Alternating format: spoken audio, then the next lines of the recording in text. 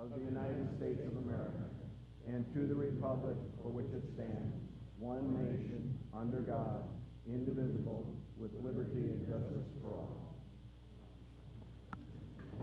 Thank you. I see that we have a quorum. And first of all, I'd like to make sure that we acknowledge the passing of Sally Thompson. And if we take a moment of silence, I'd appreciate it.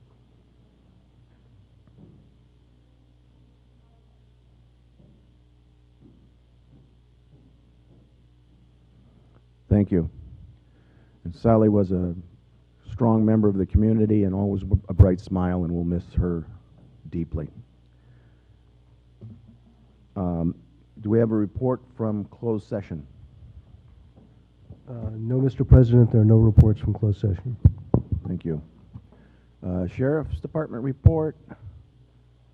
Seeing none. We're going to take one person a little bit out of schedule. We have acknowledgments and presentations. This is a late ad. Mr. Richard Margetson is going to speak to us a bit about needs and wishes. Mr. Margetson. Good afternoon. Thanks for accommodating me by putting me in this part of your agenda. This is the 9th year I've been here. Many of you know about the event. I know Merle has been at the event before. Amanda's been there. The recipients this year are, from the proceeds, are the Maxine Lewis Memorial Shelter for the Homeless, SLO NOR Clinic, which is a clinic that provides free health care to the underinsured, homeless, and those in need, and Transitional Food and Shelter, which provides housing and assistance and food assistance to the homeless coming out of hospital stays. I don't want to bore you with what I've talked about in the past. The event is December 13th at the Community Center in Los Osos. Starts at 10 in the morning, ends at 7 at night. Every penny from the event goes to the 3 charities. We have no overhead. Everything in the room that day was donated by somebody. And for those of you who have been there, you know we have over 1,000 items annually for either silent auction, the toy store, the gift certificate table, raffles, variety of things.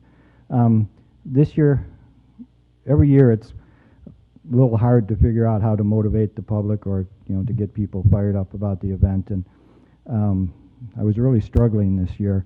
And then a couple days ago, I remembered what a mentor of mine, a wise old mentor, and he'd appreciate that I called him a wise old mentor, said to me one time when I was younger, if you want to change the world, you have to get the children involved. And I kind of want to talk about the children's involvement in this event over the years. And I'm leading up to something that pertains to your community. We've had the Los Osos Middle School Choir and the Morro Bay Chamber Choir, renowned choirs. They actually performed at the PAC last year, which interfered with our event, so they couldn't perform for the first time ever. But they're back this year under the direction of Colleen Wall. And her emphasis is teaching the kids that giving back and getting them started on a path of teaching their children that there is a need out there and you have to be responsible for your fellow man. We've had dance groups, children's dance groups in the past. This year we have a preschool choral group. It's preschool, so we'll see. We see how organized they are and how well they do. But that's what makes the event. Not having the 2 choirs last year, there was a dramatic drop in attendance early in the day. They come at the beginning of the event, and it kind of leads off to the rest of the event. And there was a noticeable decrease in attendance because, as you know, the children bring the parents and the grandparents and friends and neighbors. The other group, though, that I want to talk about is Coast Union's High School's Interact Club, the Rotary Interact Club. 5 years ago, Steve Spizak, who I think many of you know, got them involved in a change collection in this community. I think it's fundamental that they be recognized for their efforts over the years. You know, it's hard enough to get high school kids to do anything. but for them to collectively put on this effort annually and come up with the proceeds that they have, I think has been just amazing. And I would hope, my purpose today is they're going to start collecting at Farmers Market this Friday. That's what I was told, this Friday, and they will be out there every Friday through the holiday season. They're also collecting in the schools. In the first 4 years that they've collected, the total is somewhere in the range of $13,000 to $14,000 of just change and folding money. And but it's also for them, there's memories that there's things that they're gonna remember from doing this. I know that when Merle was chair, the one year 2 of the members of Interact came and talked about the event, and Merle threw him for a loop when he asked if they accepted folding money. And they were, folding money, what do you know? And he was holding a $20 bill, and I had to send him up to get it.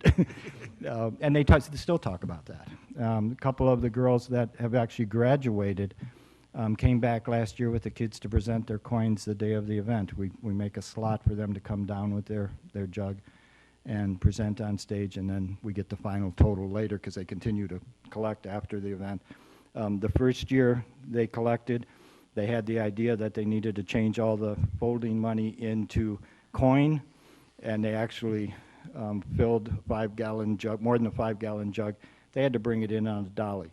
Well, they learned from that. So the next year they didn't change the folding money into coin. They just brought everything in the 2-3 jugs they had. I think it leads, like I said earlier, to them as they grow up, teaching their children, getting them involved, maybe getting involved in another organization, getting it.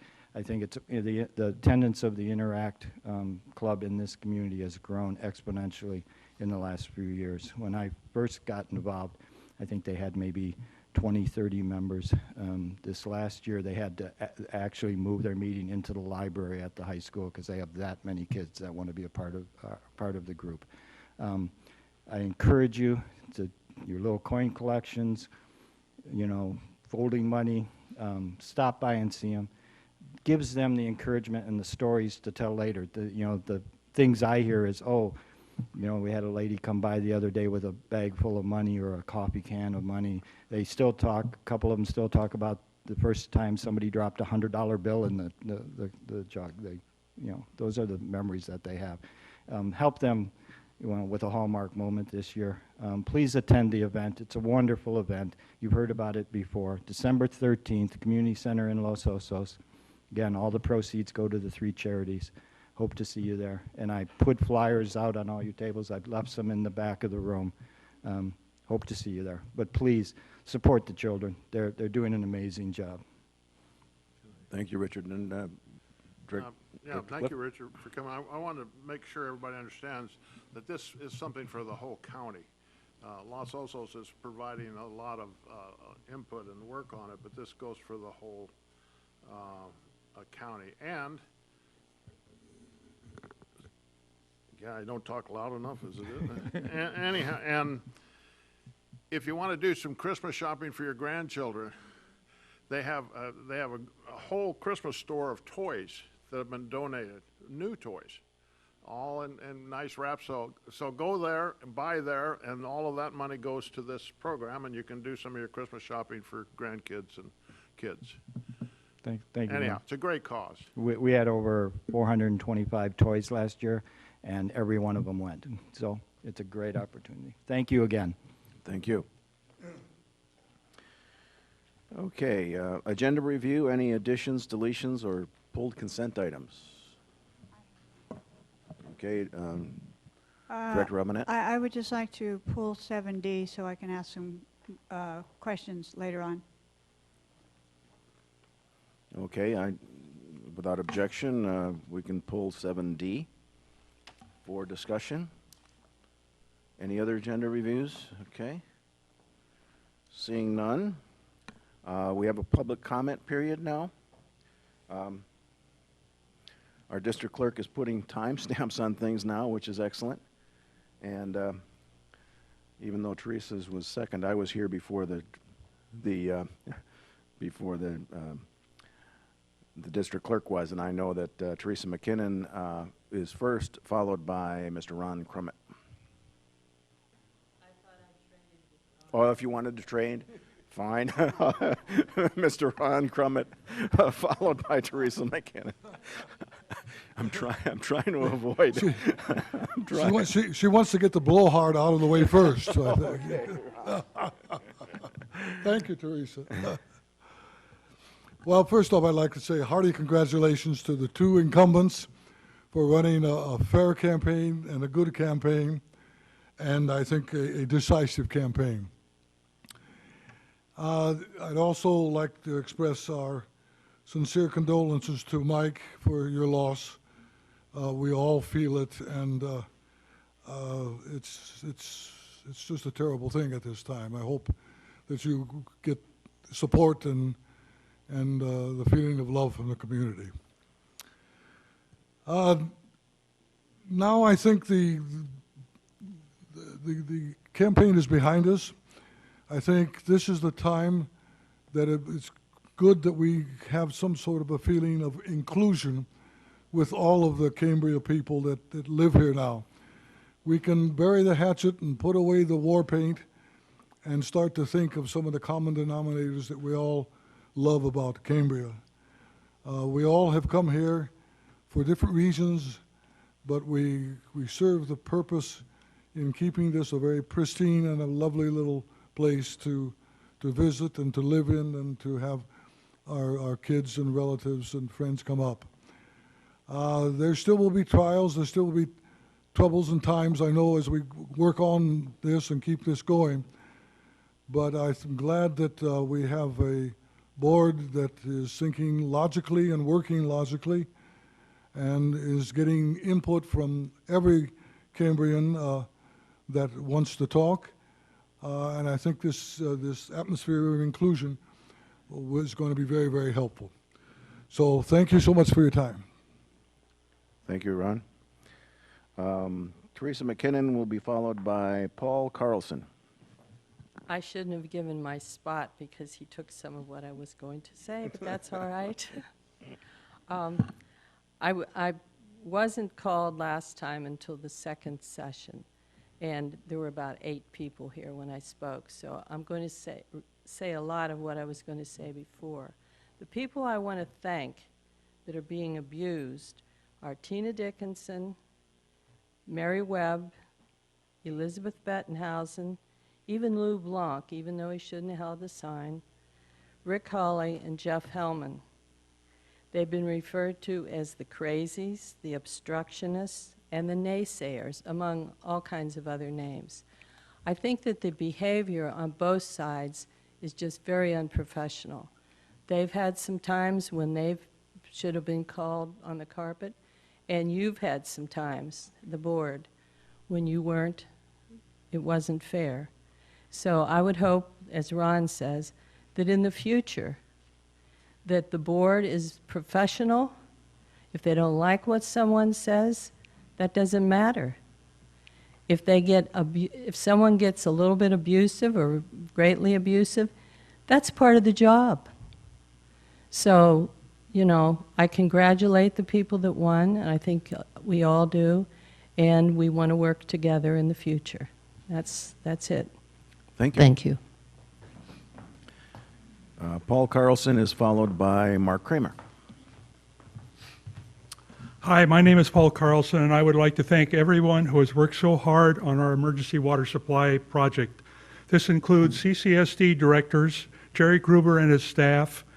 It particularly includes Regional Water Quality Board staff and directors, and those that weren't at the Water Board meeting that I'm referring to, miss seeing a great group of people working to help us.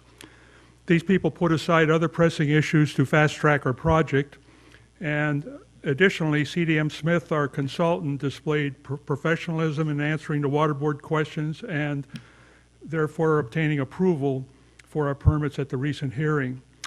I also want to thank my fellow Cambrians who led the cheerleading section from the C4H2O organization. What is troubling to me is the naysayers of this project that we still have. An example is, ain't it awful? The project can only be used 2 years and then it will have to be shut down because the evaporation pond is full.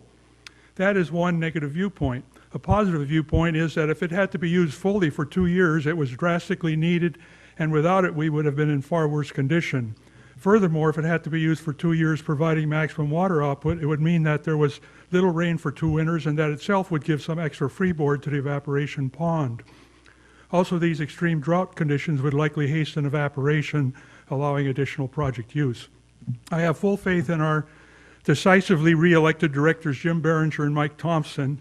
I believe that they, together with the rest of our directors and CCS staff, will judiciously use this facility and, even in drastic drought conditions, lessen the hardship of the current water shortage on this community and extend that relief to the community for more than 2 years projected. This project is just one part of filling the requirements for a safe and reliable water supply for the residents and visitors to Cambria. To wring hands over possible additional costs is premature. The next best suggested alternative was a reservoir that would have taken years to build, if ever, and would have cost $15 to $30 million, and also have additional costs. And it would be an empty storage facility at completion and then may actually endanger our environment in taking water from the watershed to fill it, if in fact water was available. So as initially presented by C4H2O, this project is an insurance policy for the residents of Cambria. If it has to be used very little, that will be a good thing, just as all of us would rather not have to use our fire insurance. In fact, this water project may lessen the likelihood of our having to use that fire insurance. Thank you for listening to my comments. Thank you, Paul. Mark Kramer is going to be followed by our last speaker, Elizabeth Bettenhausen.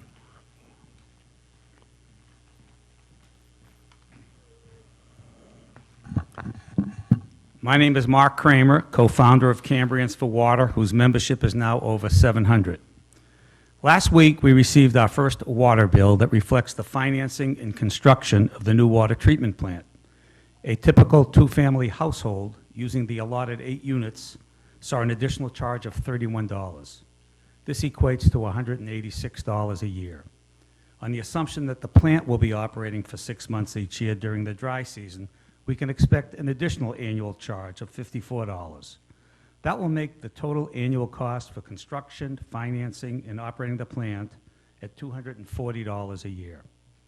Now, our family has been using 6 units per billing period, and we expect to pay $186 a year. Whether one pays $186 or $240, it points out how this cheap insurance will now provide us with water on a continuing basis should the drought continue, and the water plant will now offer protection for our largest investment that we own, our home. Congratulations to our board and management team for their leadership and determination in this regard. Everybody knows that California is in a severe drought, and the outlook says that this pattern will continue for the foreseeable future. This was reinforced this past Sunday with a comprehensive report by 60 Minutes in connection with the continued depletion of groundwater. So why are a small group of Cambrians continuing to do what they have done for the past years, and that is to prevent our community from obtaining our regular permits so that we can have an alternative source of water when the emergency ends? Just listen to what has transpired over the past year. First, many of them said water's not worth the price of the project. Contrary to their wishes, it did not pass muster with locals, as only 20% rejected the proposed increase. Then 2 of them wanted the county supervisors not to approve waiving our permit fee for the plant that would have saved Cambrians some money. Contrary to their wishes, it was unanimously passed by the supervisors 5-0. And as recently as last Friday, this group did not want the Central Coast Water Quality Control Board to grant us a permit to operate the water plant. Contrary to their wishes, it turned out that the board approved the permit on a unanimous 7-0 vote. This group did not support existing board members in the recent election, and contrary to their wishes, the Cambrian community re-elected the existing board in a landslide, where they captured 60% of the vote. Gone are the days when a small group of Cambrians will be able to convince our local agencies that they are representing the residents of Cambria. The overwhelming majority of our community is sick and tired of a small group of people continuing to throw roadblocks in the way of progress. We again ask the rest of the community to please join C4H2O and our 700 members by supporting the board in their effort to bring water from this treatment plant to Cambria on a permanent basis. Thank you. Thank you. And Elizabeth Bettenhausen.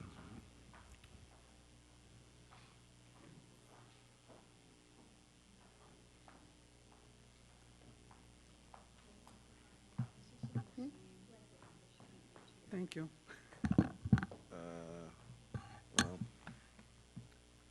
And Paul can't Thank either. you very much, Mr. No. President, and I certainly congratulate you and Mr. Thompson on your reelection. And I won't bring up all the statistical questions about whether a landslide is constituted by that. I simply congratulate you both. I listened to the surf early this morning.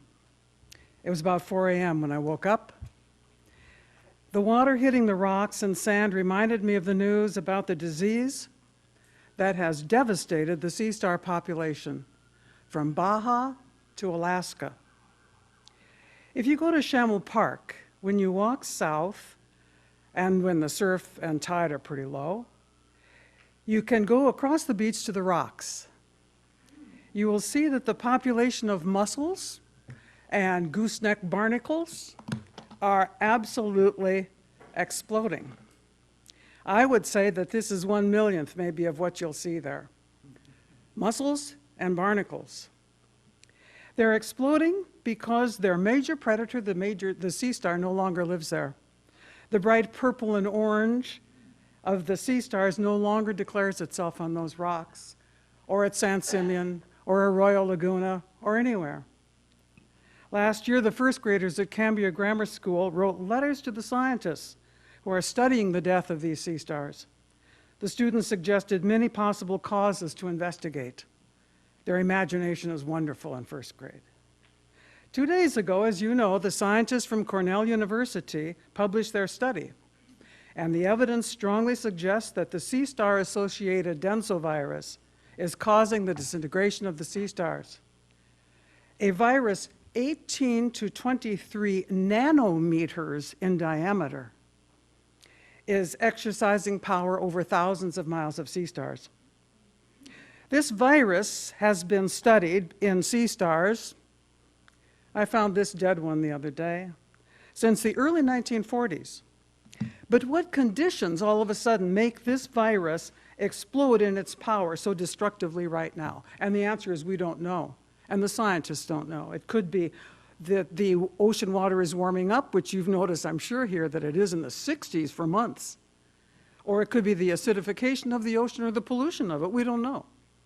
The sea star plays a crucial role all along this coast. And when thousands of them die, almost 99.9% of them die, it really wreaks havoc with the ecological balance. It goes haywire. I comment publicly on this today because ever since I moved here 12 years ago, my foremost concern has not to be a naysayer. That's not my goal. My goal is to raise issues about the environment. The Cambria State Marine Park, the forest in and around town, San Simeon State Park, your front yards, all the stores, San Simeon, all of it constitutes the environment, and it's bound together. No matter how large your pension or how small and minimal your income, you always depend on this environment to live.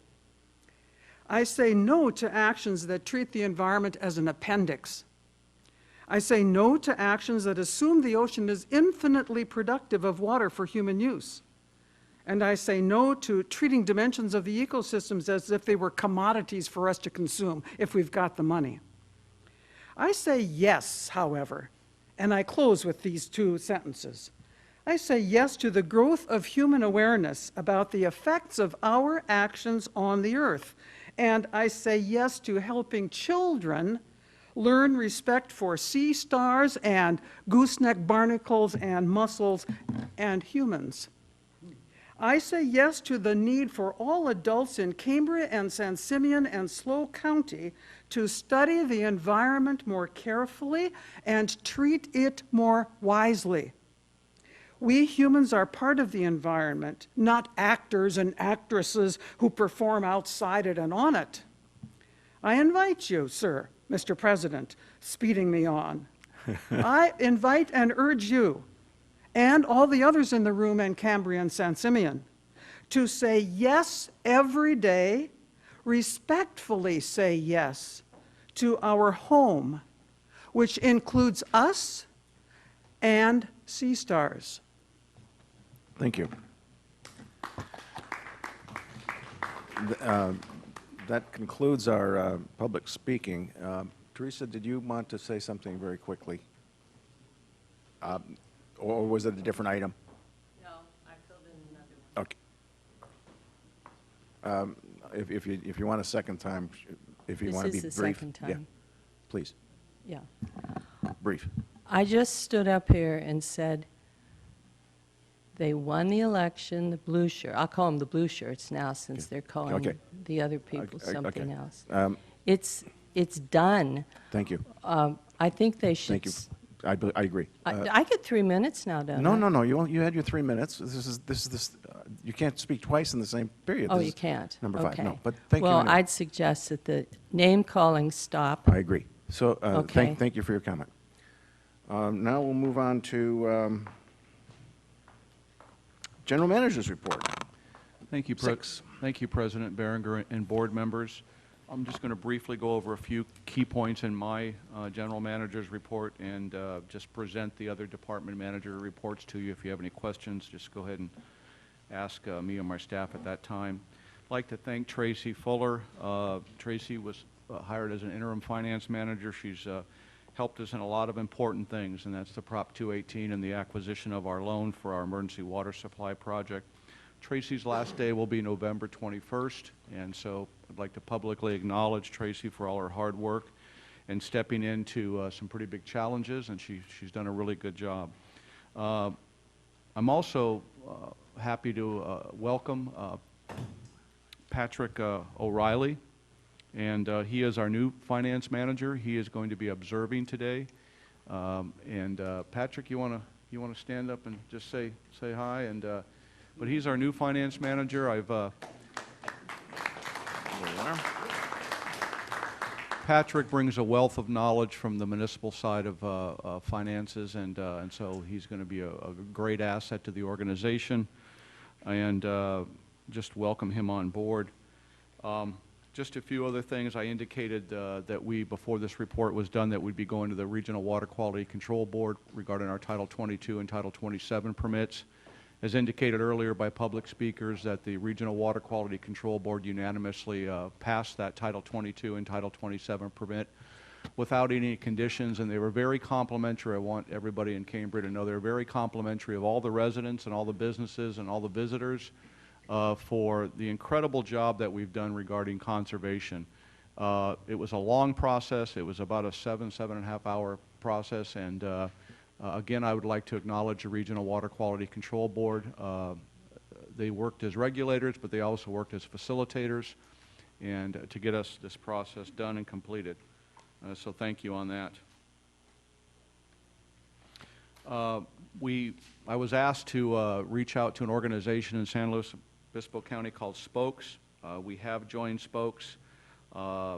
We're hoping to partner with them and to attend their webinars and some of their seminars to see if there's additional grant opportunities for the community relating to our needs, our infrastructure needs, our forest needs, our just all of our needs.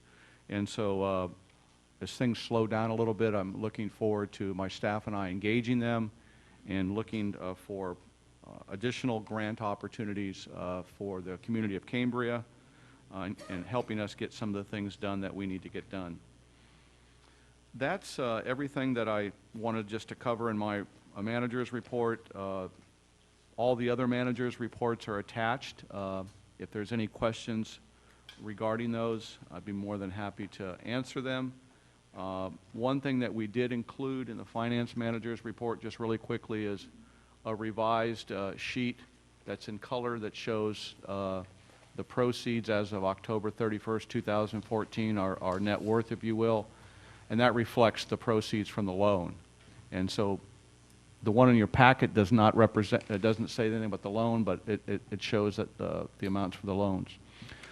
So any questions that I can, myself or the staff can answer? Do we want to do the public comment first, or do we want to do it after?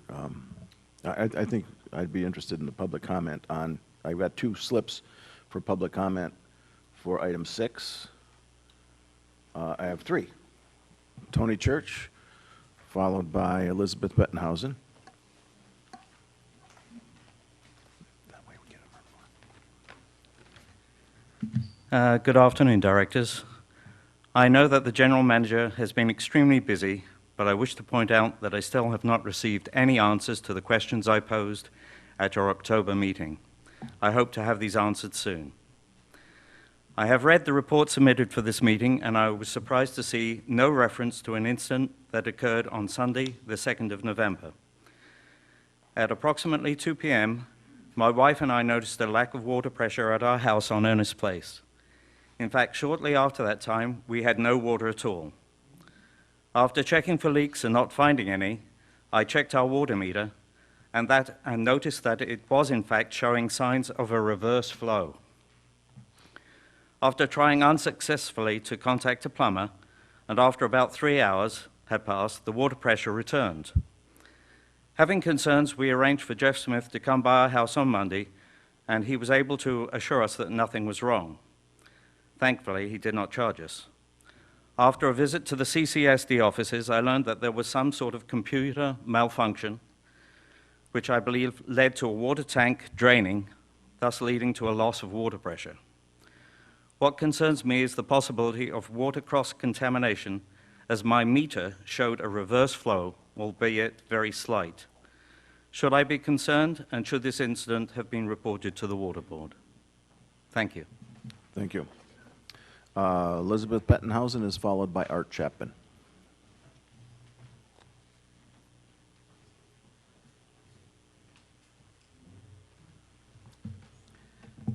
Thank you very much, Mr. President. I'm Elizabeth Bettenhausen and live on Park Hill, where the termites are being tented next door today. That doesn't distinguish us. I have given the clerk this table because I want to refer to it, and there's a lot of information on it, and I'd like you to see it if you would look at it, please, while I'm talking. First of all, however, I want to thank Tracy Fuller. This woman has been spectacular as a finance manager, and I won't swear. I was going to say damn hard to replace, but I won't say that. Very hard to replace.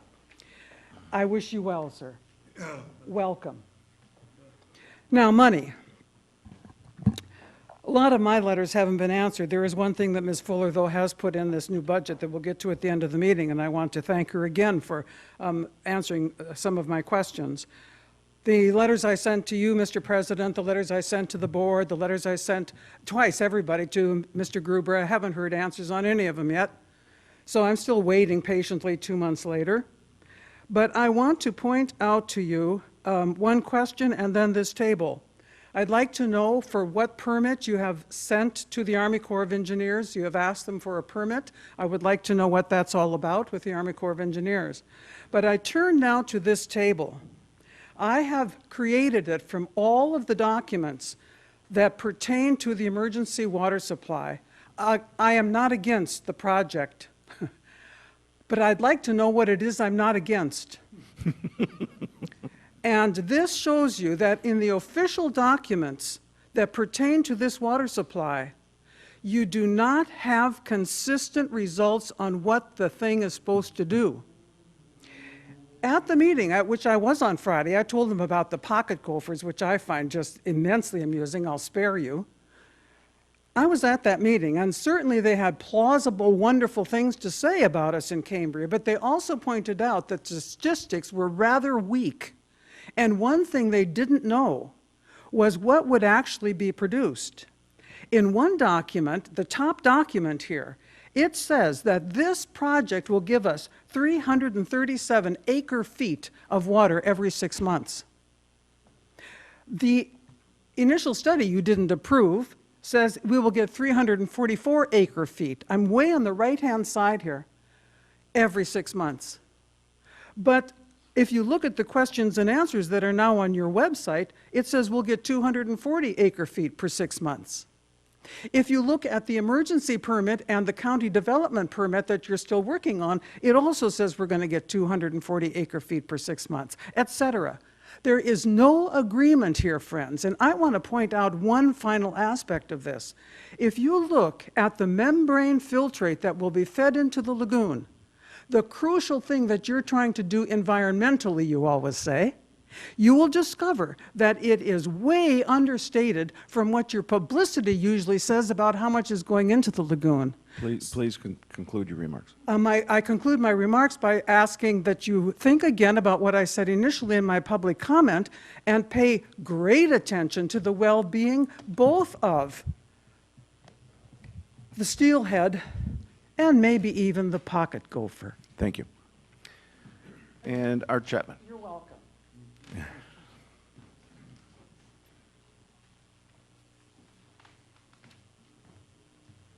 Good afternoon, board members. My name is Art Chapman. I'm a resident of Cambria. My condolences. In reading your report, the general manager's report, I noted that the San Simeon well levels have steadily declined this year and are at their lowest levels in the last 5 years, except for 2013, when they were about a foot lower. Although I see some clouds on the horizon. Hopefully this is the beginning of the El Nino effect for this year. Last year we didn't get a bump to livable, drinkable levels until after February.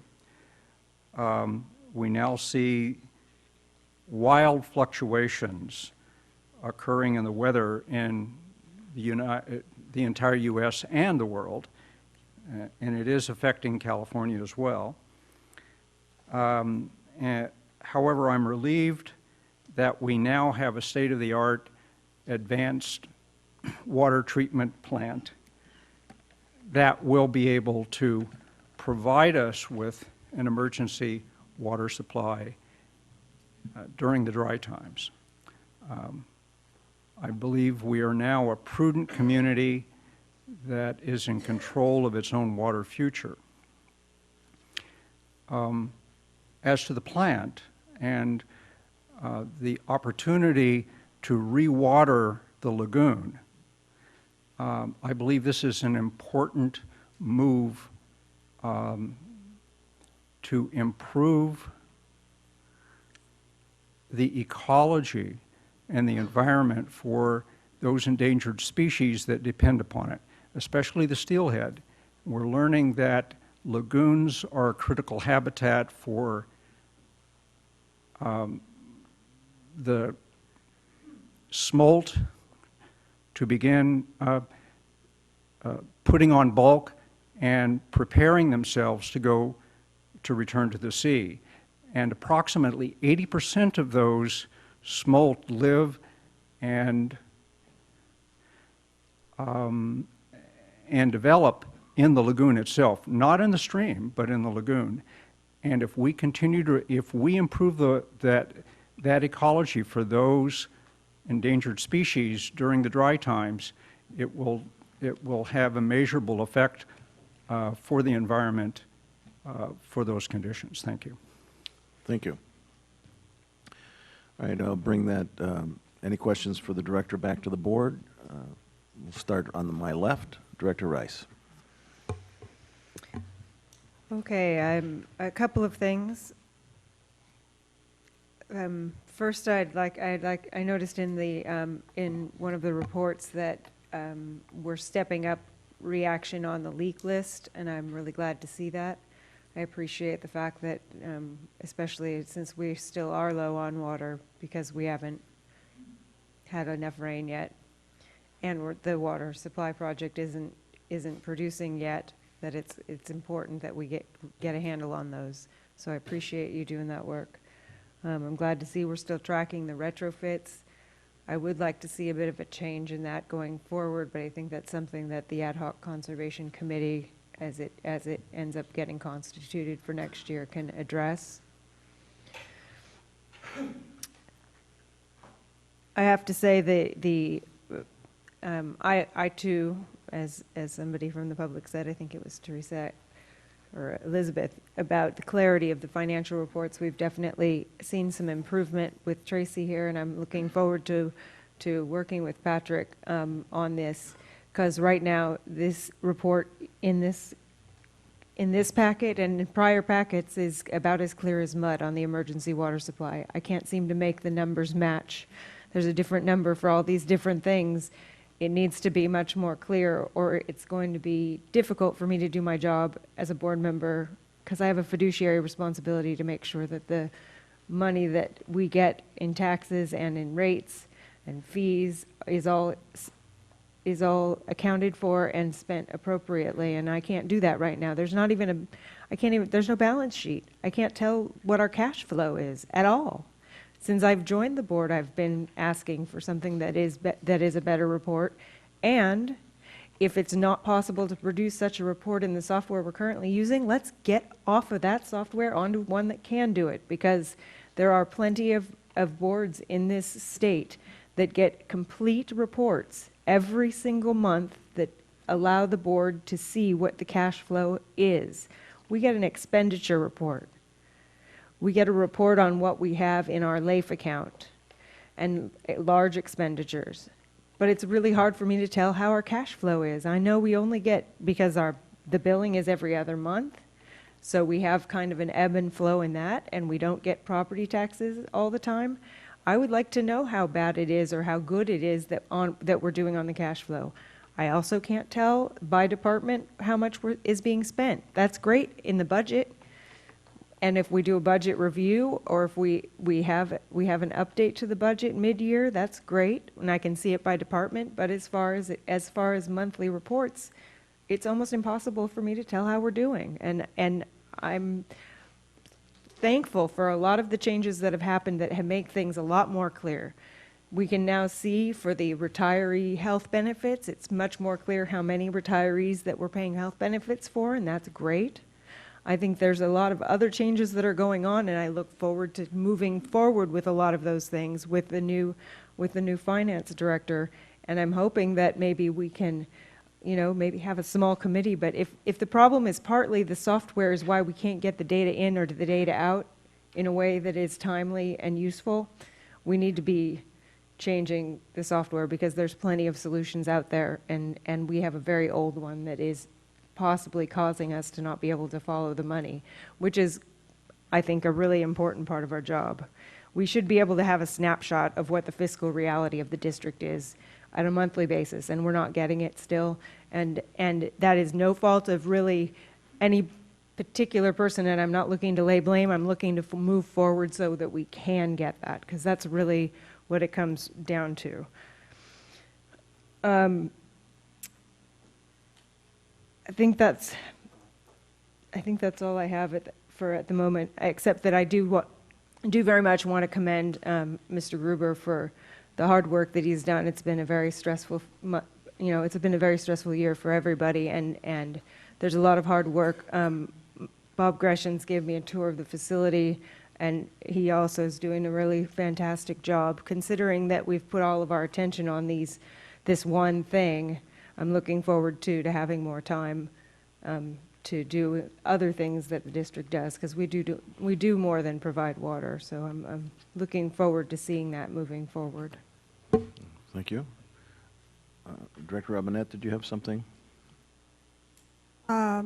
On just the whole general manager's report, just a couple of things. And I too wanted to echo what others have said. Certainly about what a great job, in fact, Tracy has done in the interim that you've been here. When I look at Tracy, I see a person who has brought such expertise and such energy to this, and I look forward to working with our new budget manager and carrying that same energy forward. But when you look back over the last few months and you look at the Prop 218 and you look at the loan and qualifying for a loan that we were able to do, I just have to say thank you very much to Tracy for everything you've done. And in fact, I would like to give her a very strong round of applause for your work.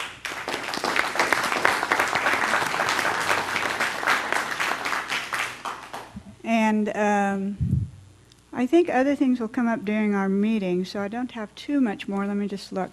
I did have a few flags here. Okay. But I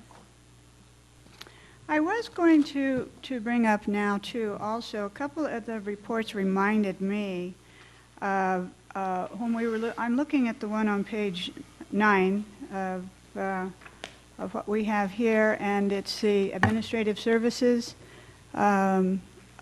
excellent report. I just have a couple of questions.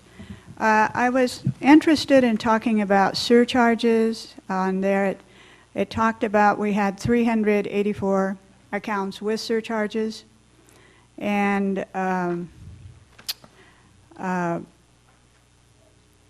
then how many were commercial, how many were residential.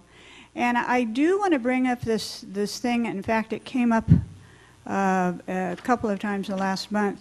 When people are over on their allocated use of water, and the possibility that maybe we can find a way that we might let them know, even if there's just if we notice that somebody's used their full amount, or even in monitoring or drive-by, we notice there's a leak. I was under the understanding that, and I know that we have a lot of people that have this situation and not very much staff, but is there a possibility we can start letting people know with even just something on their doorknob type thing, or something just so they know, whoa, I better pay attention here? Yes, we actually do send a written letter to everybody monthly, well, bi-monthly, but during the off-billing period, the off-billing month, that when they exceed their allocation, and it tells them what they've exceeded their allocation by, that amount. And we had 83 of them in the September cycle. Yes, okay. May I comment, just President Yes. Berger, on that real quick? We did Yes, meet with please. staff because yesterday I had a lengthy meeting with the water department and the billing department and myself and Monique.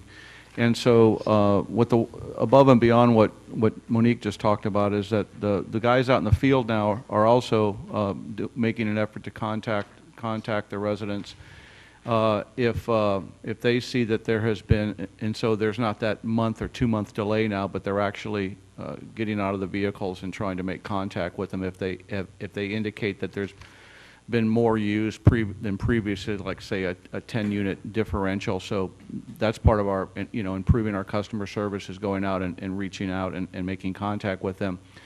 But also the customer service department too is also going to really look at the people that are on the leak list and do an analysis of their history, and we will start making phone calls also to them, and so we realize there's areas in which that we can improve on. But if you also look at the leak list, I had several questions regarding what triggers the leak list. As I looked at the data, I didn't necessarily know that everybody should be on the leak list, and it's just been one of those things that has perpetuated itself, that they've been on the leak list for a long time, so they always have been on the leak list, and they'll continue to be on the leak list. And if you look at the 117 people that are on the leak list, many of them, for a bunch of different reasons, probably don't need to be on the leak list. So those are some of the things that we've implemented just after, or will implement after the meeting yesterday. The other thing that was brought to my attention by a resident who I met with regarding their leak is that she said she thought it would be a really good idea to improve our public awareness relating to helping people learn how to read their own meter. In other words, and I thought that was a great idea. So what we'll be doing is through our website and maybe through mailers is doing a one-page, how do you read your meter? I think it's also important for people to know where their meter is. And in many instances... This helps. Oh, yeah. It In helps many so much. instances, many people don't know where their meter is. In many instances, we don't know where your meter is. Just because over the years they've been buried, and we need to physically know where all of our meters are. So I think through that process, the 4 or 5 things that I just mentioned, I think it'll improve. But just to say we're not going to do anything about it, I think is unacceptable. And so I think my staff understands that, and I understand that. And you know, it's important. It's important to us and important to the whole community. So we'll continue to try to make every effort we can to train, to help, to facilitate, to analyze, and come up with solutions to limit that leak list even more. So, Thank you. I appreciate that. I appreciate the proaction. I know we do talk about the leak list all the time, the 117. In your experience, once we notify people with a leak, maybe in that group, do they tend to remedy the problem, or does it just continue to lag along? I think we can do a better job in helping people understand what the district's responsibility is and what their responsibility is. It was interesting when I was talking with staff yesterday. In the past, you know, we've spent a great deal of time going out and assisting people, and that ties into that, you know, helping people to be able to read the meter themselves. So, you know, I think that people, when we do reach out to them and we call them, I think, as indicated earlier, they're right on the phone right away, calling a plumber or trying to resolve the matter because they know how precious our resources are. Okay, well, I think, you know, anytime, because it can be quite a surprise to people when they get that bill. So I'm glad to see that we're going to be a little more interactive with people too. So I think that's really the only other thing, and I'm not sure this is the time, but I know another reporting aspect for the budget that hopefully we will see coming up. It would also be that we not only see, as was mentioned here, that we see more of a running kind of where we are by department. But I do also still want to see things like when we get extra requests from different aspects of what we've been going through for the last few months, how much more that's costing too. And by that I mean when people, for example, I'll just bring it up, with the lawsuit that's pending right now, I really do want everyone here, we're all Cambrians and we're interested in how much will this cost us too. I would like to see those kinds of things reported out so that if that situation is here, we want to know for me and you now how much more is that going to cost us as Cambrians too. Is that possible that we could? We're aware of that, and you'll see presented in the emergency water supply budget today. There is a cost in there, at least an estimated cost. And correct me if I'm wrong, Tracy, on what we think based on what our council's told us on what litigation. Of course, that's a range. It can always be less, but it can more than likely always be more. I just wanted to comment on what Director Rice said and you, and then so Patrick can hear this. Is we now have the capability of generating department reports real time. And so next month we'll put that in the agenda packet under the finance manager's report. So you can see what the different departments have spent. And we have that capability right now. So we'll make sure we include that, Director Rice, and so you can see the different reports from the different departments and see, you know, how much we're spending. Okay, thank you. And Director Thompson? Yes, thank you. Just a few comments relative to the approval by the Regional Water Quality Control Board last Friday of our Title 22 and Title 27 permits. In my view, that approval goes beyond just the ability to us being able to operate the plant. I think there's some significance in the fact that that body approved the permits by a 7-0 vote. They are, in fact, governor's appointees. And in politics, nothing happens in a vacuum. My sense is that there is someone in the administration that's aware of what our request was, and I think that the fact that the approval was unanimous was significant in that regards. I also believe that with respect to getting the grant funding, again, this also brings us into a partnership with the state and the governor's office, and I think that portends well for the future of our project and the future applications. I received a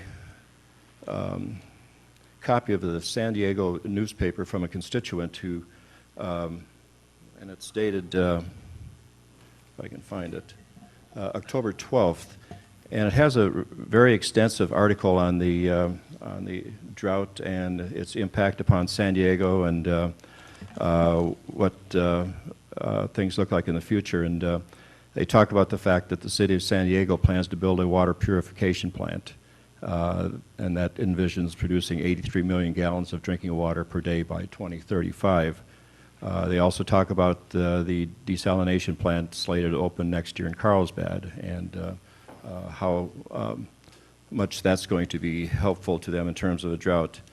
But I think what was really kind of, what really caught my eye was the fact that they also have a projection from the San Diego County Water Authority, where they project that within 10 years, desalination is projected to become cost competitive with conventional water, and eventually it's projected to be cheaper. And this is, again, based upon their analysis, and I think it will be something to keep an eye on in terms of the cost of our water down the line. Thank you. One thing that a constituent stopped me in the parking lot, and they wanted to know if we were going to have a ribbon cutting ceremony for the plant. Did you have any thoughts of doing something like that?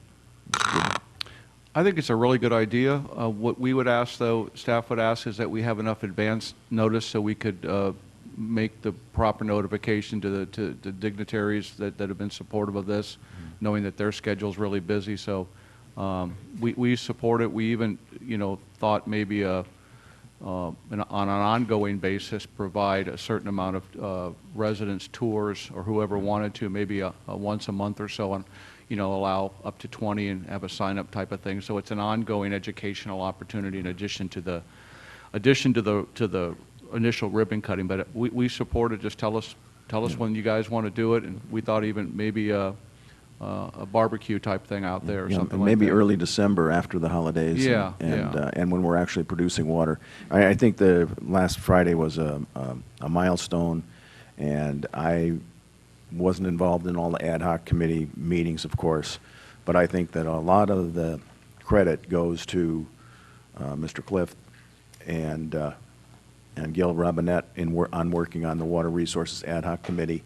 They were able to answer a lot of questions real time. They were, and I really think Merle was instrumental in making sure that we have a doable project, and I really appreciate that and thank them for it.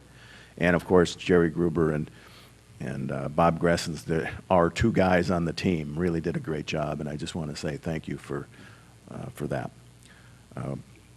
If no more questions on the General Manager's report, we can move to ad hoc committee reports. If there were any, I don't know if there were any this time. Amanda?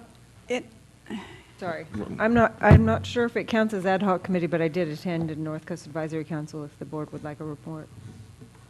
Yeah, well, as a liaison, sure. What's going on there? The main thing I just wanted to report was that they had a presentation at the beginning of their meeting by somebody who's representing Verizon, and they're looking at 4 sites around town that would help improve the coverage for cell phones in town. They're called small cell sites, and they're located on utility poles that are already in existence. And they are just at the very, very beginning of this process, but I was thinking dropped zones, and I thought meters, we've got that pilot program going, that maybe this is something that the general manager would like to try and, I've got his card, the gentleman that gave the presentation. I just thought it was interesting that it might be able to dovetail with what we're trying to do with having meters that read better. So that's all I really had on that. Ms. Robnett? Thank you. I would like to say, too, in reflecting, this is kind of our ad hoc committee on water, but I really like what I've heard here today. We, as a community, of course, have actually turned a corner and made history together. I appreciate the people that have had public comment today talking about we are a community and we need to be together and move forward on this, because when I was sitting there for 7 hours last Friday at the Water Quality Regional Control Board meeting and listening to that board and their two different staffs making reports, I have to tell you, it gave me so much pride to be a Cambrian, because what we had happen there was almost, well, it was remarkable. Those staff members were working, I mean, Thursday night and right up until the end to get all the information they needed, all the confirmation they needed, all of the satisfaction to know that, yes, they could recommend that we have our Title 22 and 27 approved. It was really something to really recognize that we have made history. And one of the board members from their board remarked and said, "You are the future." And that's what's happened here. We have, in really an amazing short time, we have moved forward, given what we all know about drought and challenges of drought. We have become, hopefully, a model for other communities who will also need to move in a similar direction. Hopefully, we'll be able to be a model for them. And we certainly have lessons learned along the way, and we'll continue to learn as we go. But I really, when I look back, I hadn't said much about it, but sitting there for 7 hours was worth every minute of it. Thank you. Mr. Thompson? Yes, Director Rice raised the issue of the Verizon mini towers, what do they call them? What did the NCAC do? Did they support that, or? They didn't take a vote on it. It was just an initial presentation. Okay. There was some resistance from some of the members of the council. The representative for the business representative who represents the chamber did speak to the fact that the chamber had voted to be in support of that. I think the response was something along the lines of, well, these are in residential areas, so how does the business have anything to say about that? And that's going to have to be part of what happens, but I think it was good because they haven't even applied for permits yet from the county, so this was the very early stages. They're trying to make sure the community is involved in the process. And they found 4 sites where the poles are in the public right-of-way. So that's kind of what they're doing. I appreciate that. I think that the chamber's support is based upon the fact that they have a strong concern for the health and safety issues related to having cell towers or at least cell phone access at places like Marine Terrace, which has none. And I think just the notion that when we have visitors here and they're on the ranch, and if someone gets injured and there's no way of calling for assistance, those types of things I think are very important to not only the business community but to many members of this community. And so I really am very interested in following that particular issue. And I definitely think that with our attempt to try and have better tools for managing our water supply, which would mean new meters that we can use to help notify people on a more regular basis when they have leaks or whatever, that this is another opportunity and it's another reason to be in support. And they'll have to go through the full environmental process and the county permitting. So this is just very early. Okay, thank you. With that, I'm sorry. Yes. This is not an ad hoc.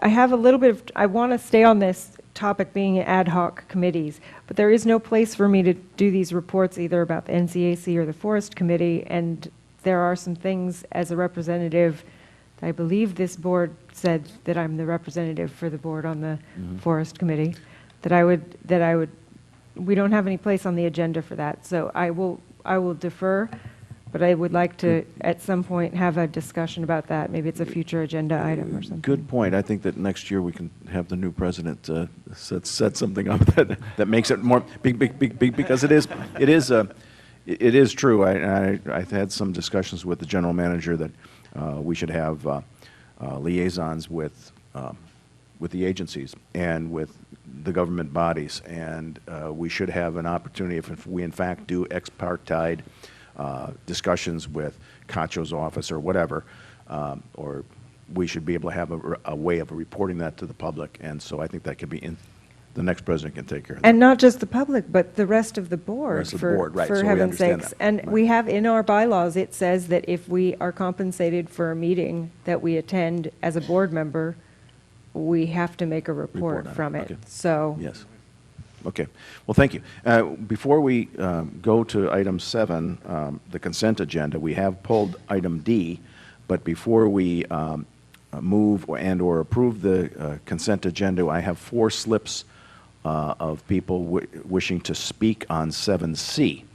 And it's Elizabeth Bettenhausen, followed by Mike Lyons.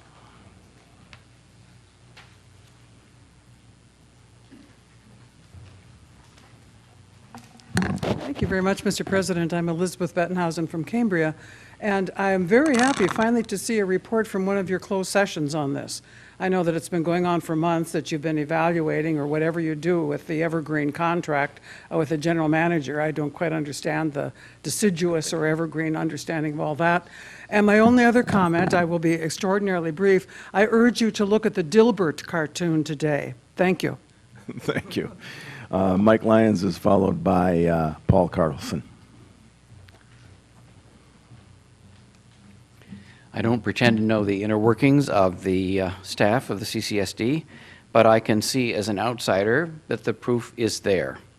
It cannot be disputed that Mr. Gruber has done a superb job as director of the staff and in fulfilling all of the regular requirements necessary to obtain the permits for the temporary brackish water reclamation project. This is in addition to all of his regular duties. The road ahead towards obtaining the regular permit is not an easy one, and I think we need Mr. Gruber's professional expertise to be successful. I hope he shepherds his staff as professionally as he always has done through this daunting task in front of us. Thank you. Paul Carlson will be followed by a final comment with Art Chapman. Hi again. I would like to recommend that the board approve this agreement, and I also want to say that Jerry Gruber has really been performing exceptionally well. I would also like at this moment, since this did not involve an increase in compensation, however, it does provide some security for Mr. Gruber, and I would want him to have that. I'd like to though also mention to the board that I'd like to think in the long run that you would work on compensation for our entire CCSD and consider trying to change our retirement programs from defined benefit to defined contribution. I know this is a problem in the whole state, and we have to pay our people a fair wage to have them work here, but I feel like the whole civil service system is really overcompensated compared with the private sector. However, in the case of the water district, you also have to compare the private sector water technicians and so on in their pay. So again, I recommend approval, and I really think that Jerry Gruber did an excellent job at our water board meeting last Friday. Thank you. Thank you. And Art Chapman, the final.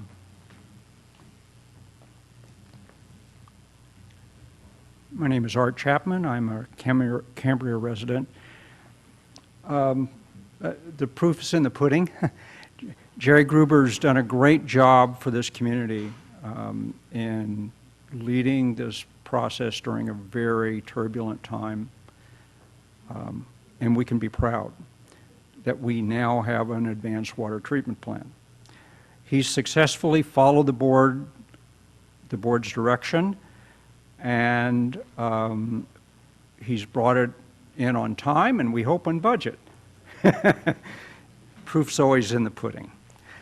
He's taken additional responsibility to help balance this budget, and for that I want to thank you for the community.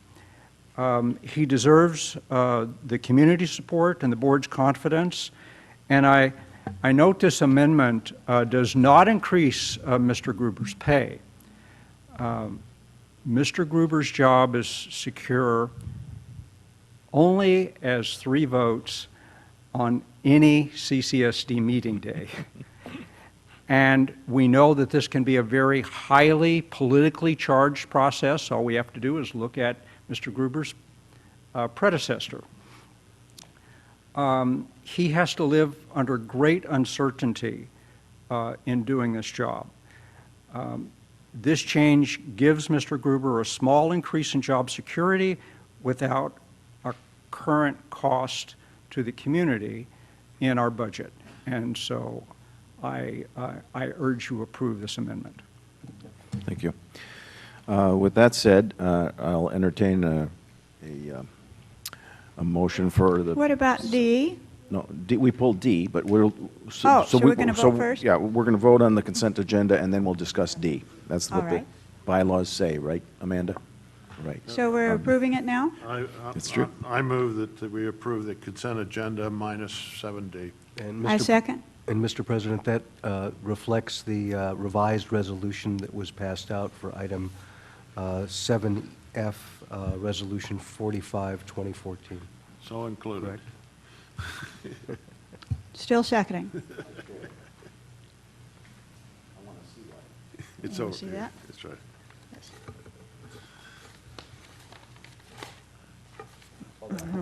Yeah. Yeah. All in favor? Aye. Aye. Opposed? Seeing none, we'll move on to item 7D. I don't have any requests to speak, and who pulled that? Director Ray? I did. Ms. Robinette? Just some questions, really. General Manager Gruber, probably you can respond. But, and I did notice we want to just take the lease for 1 year. And I wanted to know a little more information on the owner of the building. Are they local residents? Monique, I don't think so, do they? No. No. Okay, Ojai. And when we had this problem, and I can never see you. Thank you. When we had the problem with the little bit of damage maybe and the water coming from upstairs down onto our office, I just had some questions on that. How much damage actually did we suffer, and then how much inconvenience and loss of time, and how much did it cost, and how did it get fixed? That's a lot Or of not. questions. Address that. It's been an ongoing problem, and I think, let me just, I think the problem was because that facility up there was not being leased for an extended period of time, so it laid idle, and between our facility and their facility is a void, an area that has all the piping and things like that. It was ongoing for a while. It required the replacement of numerous ceiling tiles throughout the facility. Where our concern really came into play was when it leaked directly onto our IT server, which would have enabled the entire organization. Essentially, we would have been shut down. I will comment that the owner and the folks upstairs have worked with us. They've been somewhat responsive. I would have liked to see a little more response from the owner regarding some of the earlier leaks that we had. Has it been resolved? I don't know, because I'm not sure of the infrastructure integrity between our business and their business. What other questions? It was an inconvenience because we don't know what's leaking, and it could, it doesn't look just like plain water. And I believe that TMI, we did a TMI. I believe it's probably anything but water. It could be grease trap stuff. It could be from urinals. It could be whatever. So, public health and safety to our employees is definitely an issue, because when when it appears on the ceiling, it's not pleasant looking. So we're working with them, and we'll continue to work with them, but I also need to think that if we're paying somebody with this increase $39,254 a year, and it's a good square footage price. We get a good price for the square footage that we have.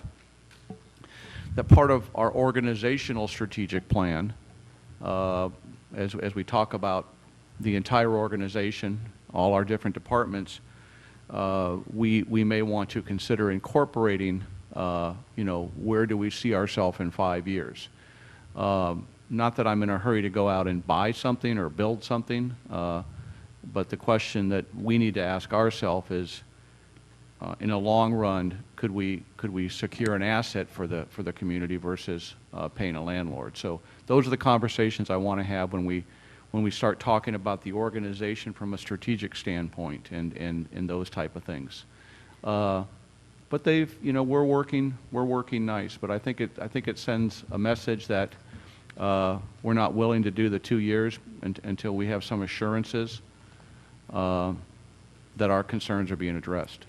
Okay, could we, I agree that, when you talk about what could have been damaged and how detrimental it could be to the community service district with our systems and all of that, my question is it's the owner that's accountable for this. Is that correct? Of course. Correct, and within the terms of the lease, there's a lot of things that we're responsible for, but we've continued to have ongoing. We have 3 bathrooms in our facilities.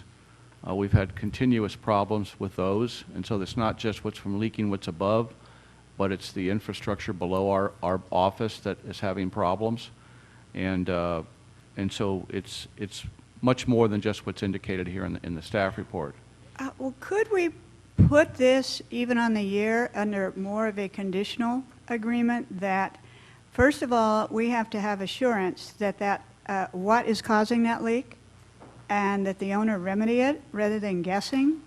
It seems to have settled down for now, but I think the risk is rather great in that they could shut down the CSD in terms of all our information systems and all of this. It would seem to me that I would feel more comfortable that we don't, who replaced the ceiling tiles? Who took the time, the labor, and the money to do that? It's my understanding that the owner hired people to do that, but Monique, was it also the people from the restaurant upstairs? Yeah, the people from the restaurant upstairs came down and worked real hard to get Yeah, but see, they're not necessarily, that's probably not their skill and their craft, Right. And so that was nice of them. But I do believe that the owner, with what we pay, I would like to see a condition in here that there is a full inspection of where the leak came from and a full repair.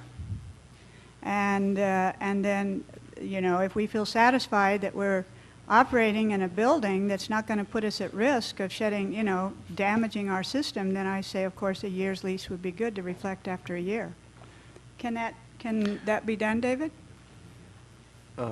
Sure, the board could give direction regarding negotiating those type of conditions and conditionally approve entering into the lease subject to those conditions being accepted by the landlord. Yeah, I'd like to see an absolute accountability in terms of timeline and what needs to be done, a deadline. And we did write them with district council's help, a pretty good, strong letter about our concerns. And the letter we felt we got back with just kind of, thank you for the letter, but kind of really glossed over. It's my guess, knowing the overall condition of that entire facility, all the buildings, that there's probably some serious infrastructure deficiencies as it relates to the ceiling, but also below us in the capability of those pipes to handle the things that are leaving the building. Let's put it that way. I have a full staff that is dependent upon those restrooms, and they have to be operational at all times. And absolutely. So I would like for them to really do a complete and thorough check of all the plumbing and the types of things related here that could be really causing the problems with leaks or other things, like you say, for the restrooms. That you give a clear deadline, and I mean a really rather immediate deadline to get started on this with, hired with people that are professional repair people. And what we'll do is we'll draft a letter to him based on what the board decides to do with this, but with that, if that's approved and a motion made upon that, Right. those conditions are. I would prefer that we don't make a motion, but I do want to get the consensus of the board. Let me ask, this is an extension of an existing lease. We don't have a copy of the existing lease, but does that lease already include who is responsible for the common lease has who's responsible for the structural integrity and the plumbing and all that kind of thing. And we might want to review that first before you start writing a new lease that, in effect, might already be there, and we're not being strong enough in saying, and it might also be already there that says we're responsible for the interior plumbing and such. And if such, then we have to make a decision whether you want to change But the lease. this does seem to be between the floors, and I don't see how we could be responsible for plumbing laying between You can be responsible levels. for anything you agreed to. Right, in the lease. I think we need to know where we're at before we go much further. I was just going to Rice. suggest, I don't know if it's even possible, but perhaps what we do is do a month to month and not agree to any term longer than a month to month. I mean, he doesn't want to lose tenants any more than we would want to move, I'm sure. So I don't think that that's really going to be part of a problem, but I don't know if that's even a possibility. But then that way we've got at least something that we're not tied into a building that either we can't get them to repair. I mean, if the same situation in a year, same situation in 6 months. So I'm why sure have a length of time that's a month, not a month to month? I'm sure I could look right down and see what the commencement date is. What's the date that this renewal starts? November 1st, has it already started? Okay.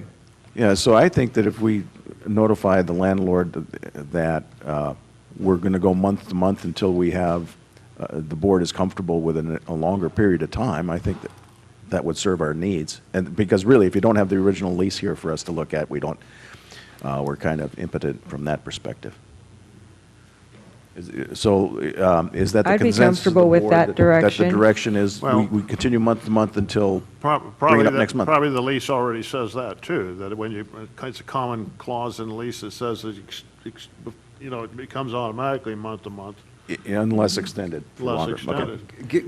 Given the concerns being expressed by the board, I think it's obvious that the board doesn't want to authorize the one-year lease, so perhaps the best thing to do is give the general manager direction regarding contacting the landlord and expressing those concerns and seeing what can be negotiated regarding going forward. Right, and bring the item back next month. Yeah, So we'll bring- table for now and bring the item back next Bring it month. back next month, and that'll give you time to review the conditions of the lease, too. Right.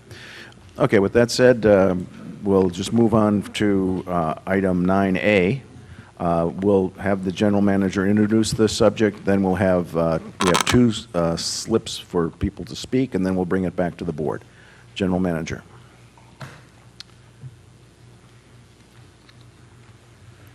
Thank you. Last board meeting, the board asked me to, instead of as part of the engineering report, to have specifically a report designated for the emergency water supply project.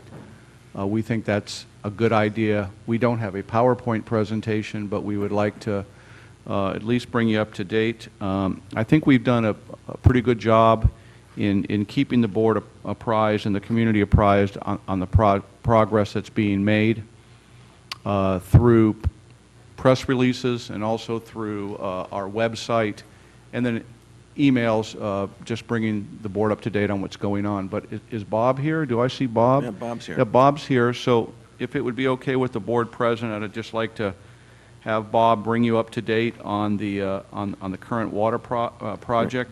And I want to thank the board, too, for taking the time to go out there to the facility. A picture is worth 1,000 words. And My phone number is 927-6230. That's 927-6230. That's my direct line. If you want to tour the facility, just give me a call, and I'd be more than happy to bring you out there and show it to you, or make arrangements with our district engineer, Randy Redmond, the project manager, or Tom Gray, our PIO. We have had a significant amount of media input, and they've come out there and toured it. KSBY, KCOY, numerous media outlets have asked to see the facility.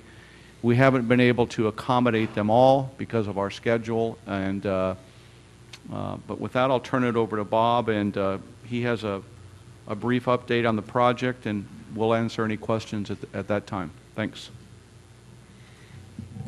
Thank you, Jerry, Mr. President. As I mentioned in this written report, it was developed on November 10th, so there's a little time lag there between now and then. Essentially, contractor finished all the advanced water treatment plant work on the Friday the 14th. There was a little lag on a couple of items I touch on briefly. The liner for the evaporation pond actually got completed the following Tuesday. There's a couple of components that are behind schedule that they have everything built, but so they'll be able to put them in pretty easily without digging ground or anything like that when they do arrive. But the mechanical evaporators are behind schedule, so those are out a couple of weeks yet. As well as the pumps that pump water to those evaporators. And again, those are installed, they're suspended from a cable that's hung over the pond, and putting those in does not require excavation or that type of heavy work because they've already anticipated that and have completed those activities. So there's a few little items there that are languishing somewhat. Currently, the contractor has been doing system testing. So he's taken individual control systems and testing each one. Then he's going to branch into doing more functional overall testing in the next week or so. We've had some key people on site from H2O Innovations who provided the microfilters and the reverse osmosis units. So they've been out there checking their equipment to make sure it's put together right, tracking it, and helping CDM constructors figure out what has to be tested and so forth. So they're working together on that. I did mention that we have agenda item 9C later on. That's the EIR work related to the regular coastal development permit.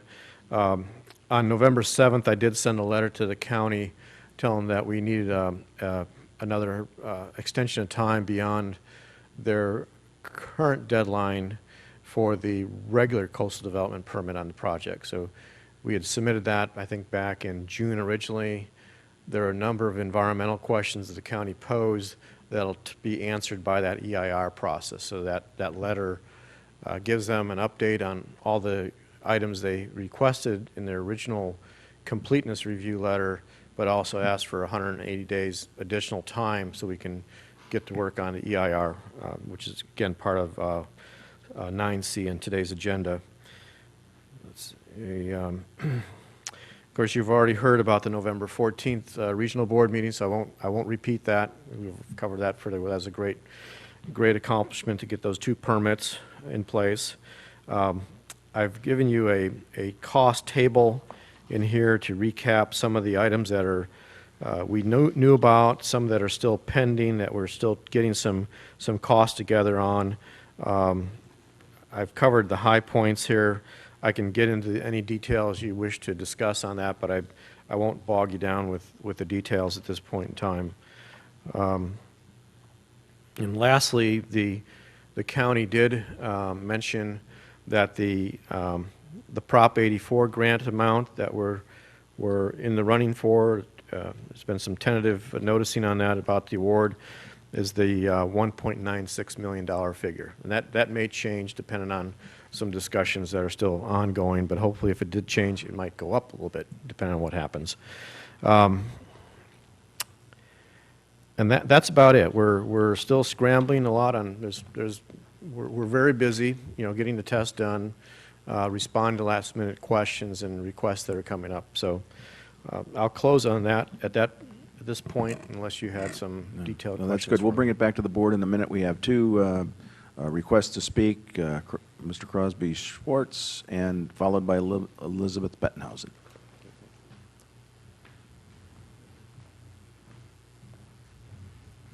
Mr. President and members of the board, I just have a question. It's really a clarification matter. It's my understanding that they're going to be doing system testing of the new emergency water supply prior to the evaporation pond being available to dispose of the wastewater, and that the wastewater from the reverse osmosis will be disposed of in the existing percolation ponds. I don't know if this is true, but if it is this covered by the new waste disposal permit to dispose of the wastewater in the percolation pond? Right. That's my question. I'm sure Bob can address that real quickly. Oh, Bob, okay. Yeah, sure, yeah. Right now would be good. It's just a quick question. Yeah, we're not going to put the RO reject water into the perk ponds. Right. The pond is lined, it's available. There still has to be a final sign-off by the regional board staff before we can use that pond, and we're working on that. But the intent is not to put the RO reject water in the pond. If there isn't any testing into the perk ponds, it'd be clean water. And again, this is part of the discussions that are ongoing with the regional board to make sure we're complying with the permit conditions that are in place. Okay, thank you. Elizabeth Bettenhausen, please.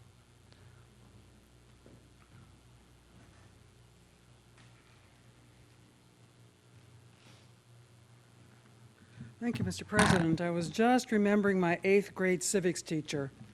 So if you want to give somebody the responsibility for Elizabeth Bettenhausen coming up and speaking again and again, blame him. I have a question. Since it's going to take 2 months to get from last inject to the outflow, if we want it, what is that date that we can aspire to? What is 2 months later? That's my first question. I certainly was entertained too, Director Robinette, by the language of the people on Friday. I mean, you'd think that we broke through the universal barrier of something or other, and we certainly are precedent setting. They also said we were guinea pigs. That was the staff language at one point. So, but my point is, at that meeting, they were utterly serious about the Coastal Development Plan permit CEQA work. And we have to come through to the regional board and the state board with the CEQA results. They said, too, that one of the crucial things in this whole huge program is monitoring. And you know as well as I do that the CCSD has not always been exceedingly adept at following through on required monitoring.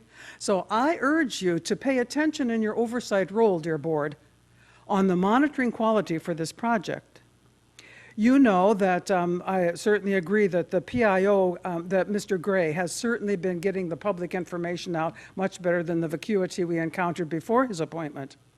And the PR is much more well written. But there are people in town wondering, how come it never mentions that wastewater stuff that we're going to pump out and treat? How come the sewage isn't getting mentioned? Because it's really rather left out.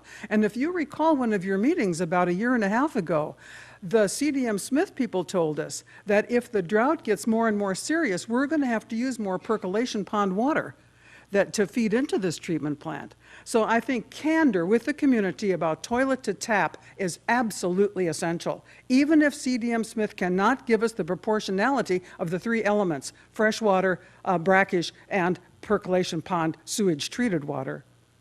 The use of the word desalination has caused a ruckus, both in the news people and is this a desalination plant or not? And I think that it depends, again, on that proportionality, so you can't absolutely answer that. But there are people who want to know, do we have what exactly are we breaking precedent on? And I think it might be conservation. The last thing, I will bring up the table issue again on the next agenda item, but I would like to know who is on the ad hoc committee for this project, and who, in other words, whom should I contact directly rather than just send a letter to the board that never gets answered? Who is on your ad hoc committee with whom I may speak over coffee at one of the shops in town in order that I can get clarity on what it is you are all deciding? Thank you. Thank you. Okay, we'll bring it back to the board. We'll start with Director Robinette. I always start from the left. I should start with Director Robinette. Okay, just a couple of things on this item. Again, first of all, Bob, you're so nice to stand. I didn't say stand up, Bob. No, just to again, for those, and there were people here in this audience who were also at that meeting last Friday, and what a truly outstanding job you did. So well prepared, and I again just have to give you credit for that. Thank you. I also wanted to have you speak because this comes up often, and some of us have been on site with the whole kind of ongoing construction for this project. I've been there actually quite a few times, and the last time, in fact, was with Kathy Tanner and Bob and Mr. Redmond, and it was by then very exciting. Because part, to me, of this plant, other than, you know, it's interesting how time always, it seems that the best time is the right time, that this plant was built with the state-of-the-art technology. And there have been people say, well, we could have had something a long time ago. But it just works out that this is the best time because we have the state-of-the-art technology. Our walkthrough that day I thought was very impressive. We went the whole, from one end to the other and back again. And while it's very complex in its design, it is for the layperson to go and visit it. The simplicity is in the design. It is really watching where does the water start, where does it go next, where does it take off to. And but I wanted you to talk a little bit because there seems to be this ongoing concern about the lagoon and what is it, the water content of the water that goes to the lagoon. That day we walked down to the very end of the pipe that actually is going to take water to the lagoon, which was very close to the bridge at the campground so that it's as close to the lagoon as we can get. And a lot of thought went into that. Should we put it in this creek or that creek? But those creeks are dry. What was the location was really then the best to enhance and support the lagoon. But people worry about what is the makeup of the water. So if you would just talk to us a little bit about that. Sure. Thank you. The way that system will work, it's about 100 gallons a minute that goes into a discharge point as close to the head of that lagoon as possible. And as you mentioned, the Van Gordon Creek and the San Simeon Creek upgrading from that are dry. So they're kind of bone dry when the system runs. So we're getting as close to where the viable habitat is at, you know, the marine habitat, if you will, in that lagoon by the placement of that discharge point. So it's on our property. It goes into some riprap, which slows the velocity, so it's kind of a gentle sheet flow as it flows into the head of the lagoon. And that water, we actually worked out a change with CDM Constructors, Inc. In discussion with the regional board because they had a concern about the quality at one point. And what we will do is we will blend it to make sure that it meets the low threat discharge criteria that the regional board has in a general NPDES permit. I know it's a lot of jargon, but essentially we'll take the water that comes through the microfilter, which is very good quality water, and then also blend in water that's been passed through the RO unit to make sure that we're at the right level that meets that low threat discharge. So that's the long and short of it. Thank you. And I think we are so fortunate that, in fact, this project is, that happens to be one of the benefits is that we will be providing additional water to a lagoon that is clearly drying up. would probably be, of all the lagoons up and down the coast of California, there are probably very few that are actually receiving water at this time with the drought. So I just think it's a tremendous benefit. But I just want people to know that what's going in the lagoon is being monitored very carefully, and in fact is very much monitored by the Water Quality Control Board, that it's not anything that would harm the lagoon. So thank you That's for- correct, and the regional board is on top of that very Yes. issue. Director Rice? Couple of things. I'm hoping that part of the training for our water department staff who will be working with the project will be the process of decommissioning and then starting back up, because I know there's some things that have to be done to maintain what equipment is there. We don't want to mess up something that's cost us so much money and that's clearly really well put together. So I'm hoping that that's part of what our staff is going to be learning how to do.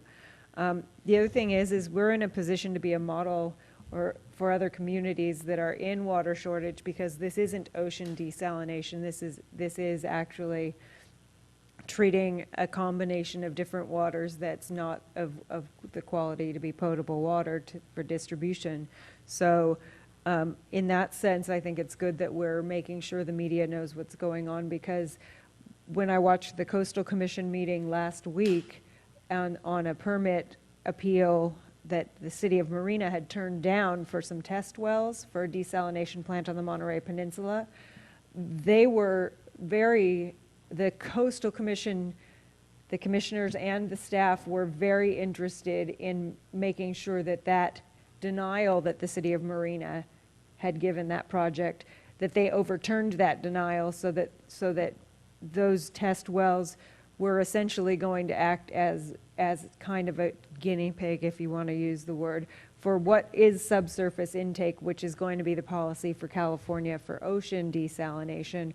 And so I think if we present ourselves as being a model that other communities can follow, as having this type of plant, which we're not the first to have this type of advanced water treatment plant. There's a couple of other ones in the state that produce much, much more water from water of much lower quality. So I think that making sure that we know that we should be an example, and we are going to be a good example, and to take advantage of that. And it may provide us areas of funding. It may provide us more attention maybe than we're ready to have. But I think it's an important thing that, besides the Prop 84 grant that is coming through, I mean, there's a lot of advantages for what we're doing here and being kind of in a position of being a groundbreaking project. Two other really quick things. One is the area right by the discharge pond, but the lined pond with the blowers.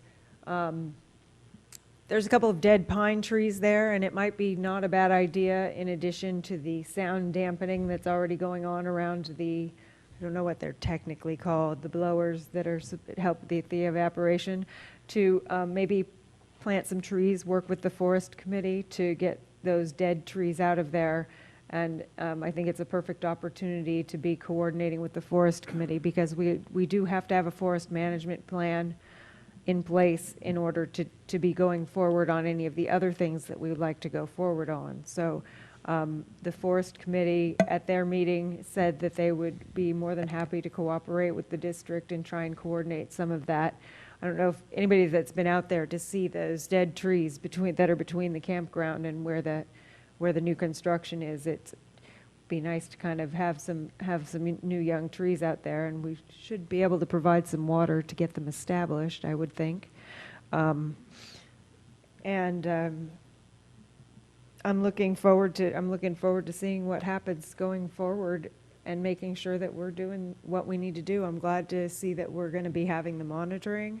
I'm hoping that we have the staff to have the time to do that, because I know that we've been understaffed, and it is a priority, at least for me. We need to make sure that this is safe water for the community, and that's part of what the regional board's job is, and so we have to comply with what they're asking us to do to help prove that. Could I just comment? Sure, Back on, you made a point there too, Director Rice. I really hope that, you know, I've heard this word guinea pig tossed around here today a couple of times, and I hope that we don't see this project in any way that way. I don't want it to become an attached thing to this project.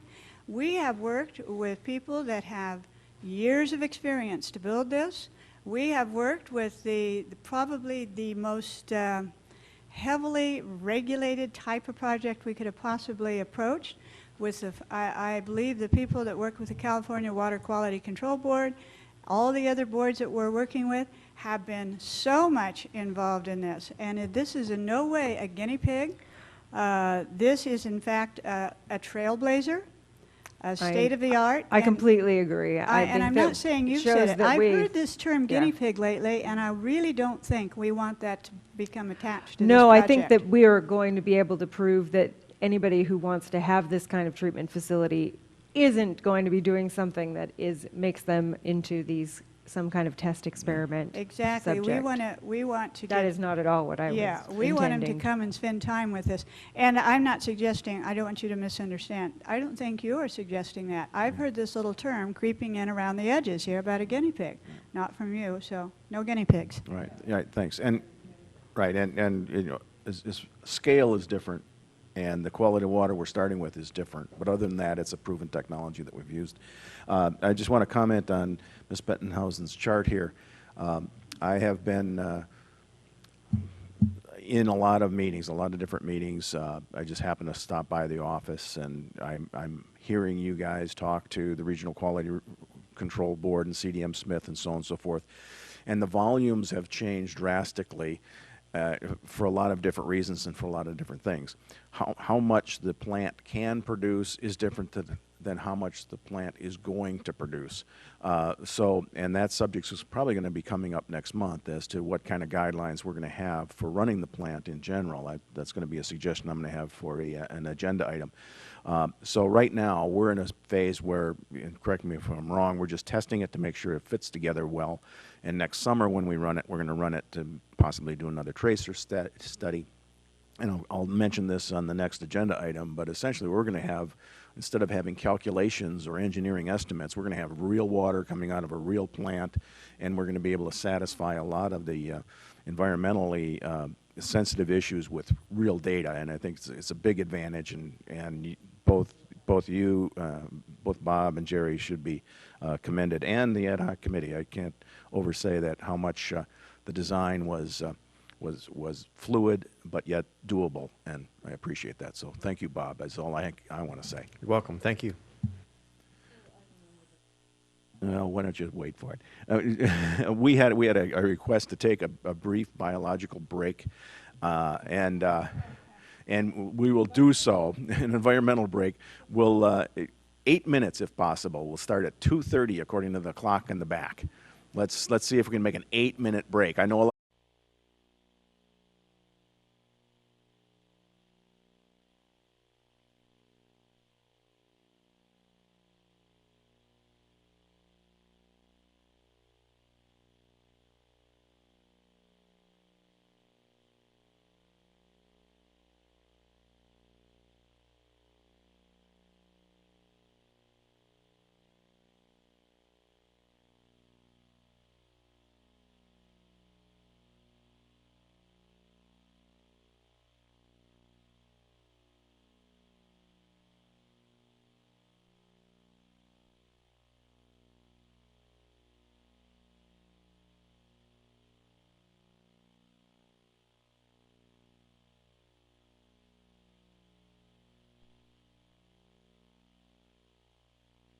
And Okay, and after Bob's introduction, I have 4 slips of intent to speak.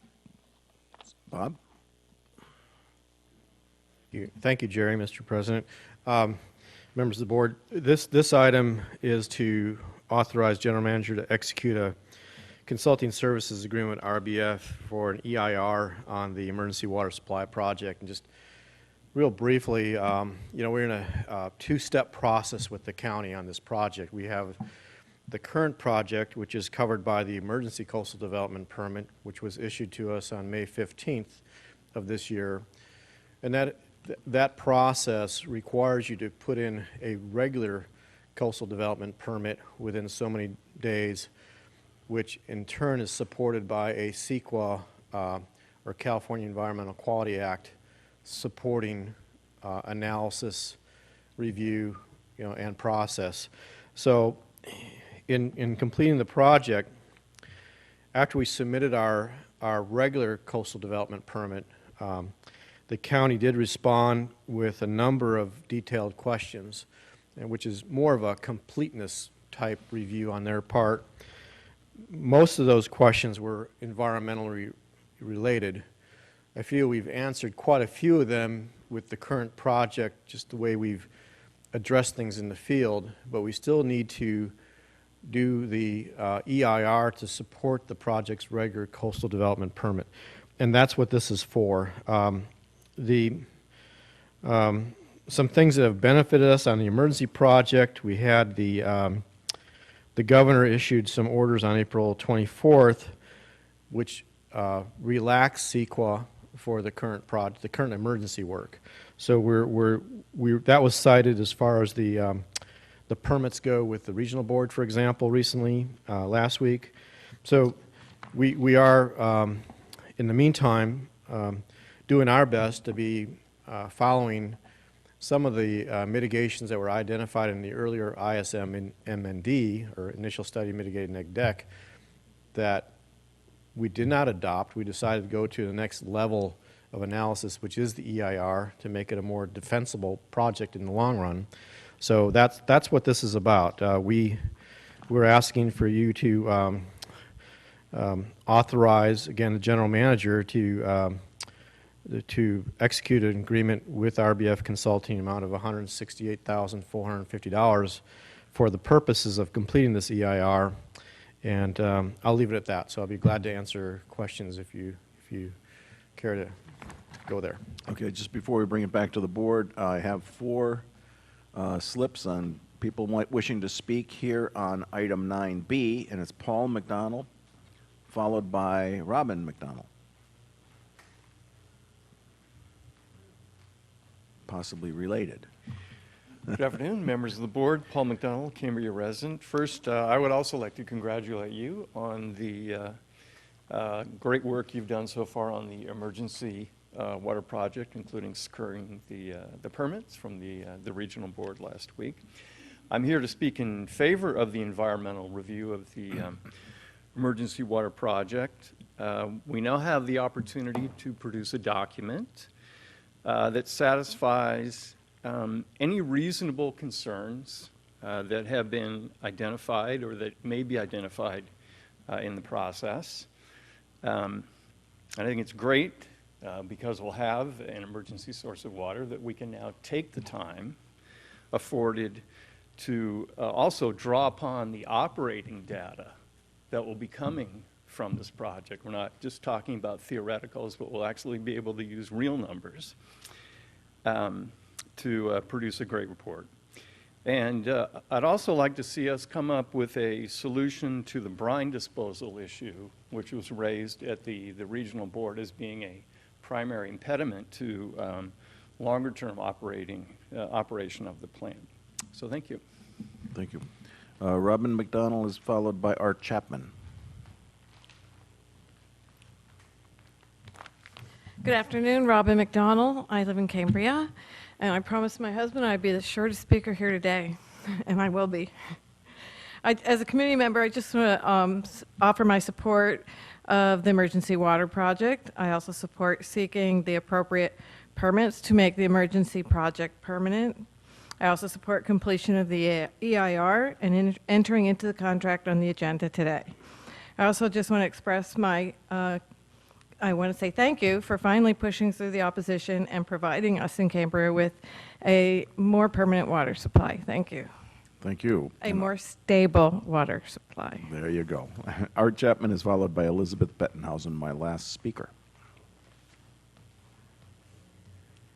My name is Art Chapman, and we know First of all, it's critical that we pursue the regular coastal development permit. We need, this is not just a stage 3 emergency water supply project for the community. If we're going to have a stable source of water going forward, we know that.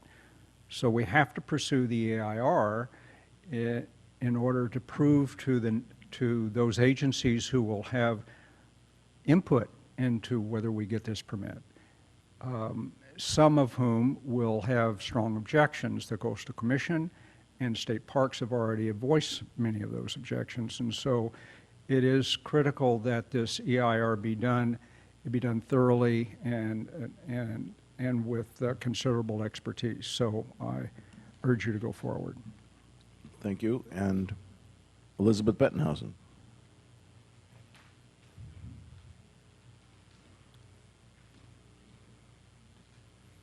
Thank you, Mr. President. Since I'm here rather than on the beach, I'm still getting exercise, so thank you very much for having a meeting.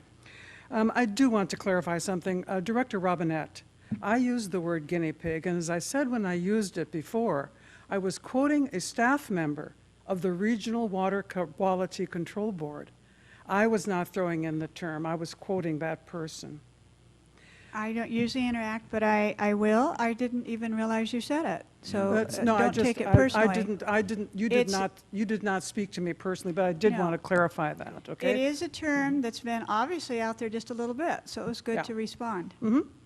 I think I certainly sympathize with that staff person, given that they were working 24/7 for solid months on the project.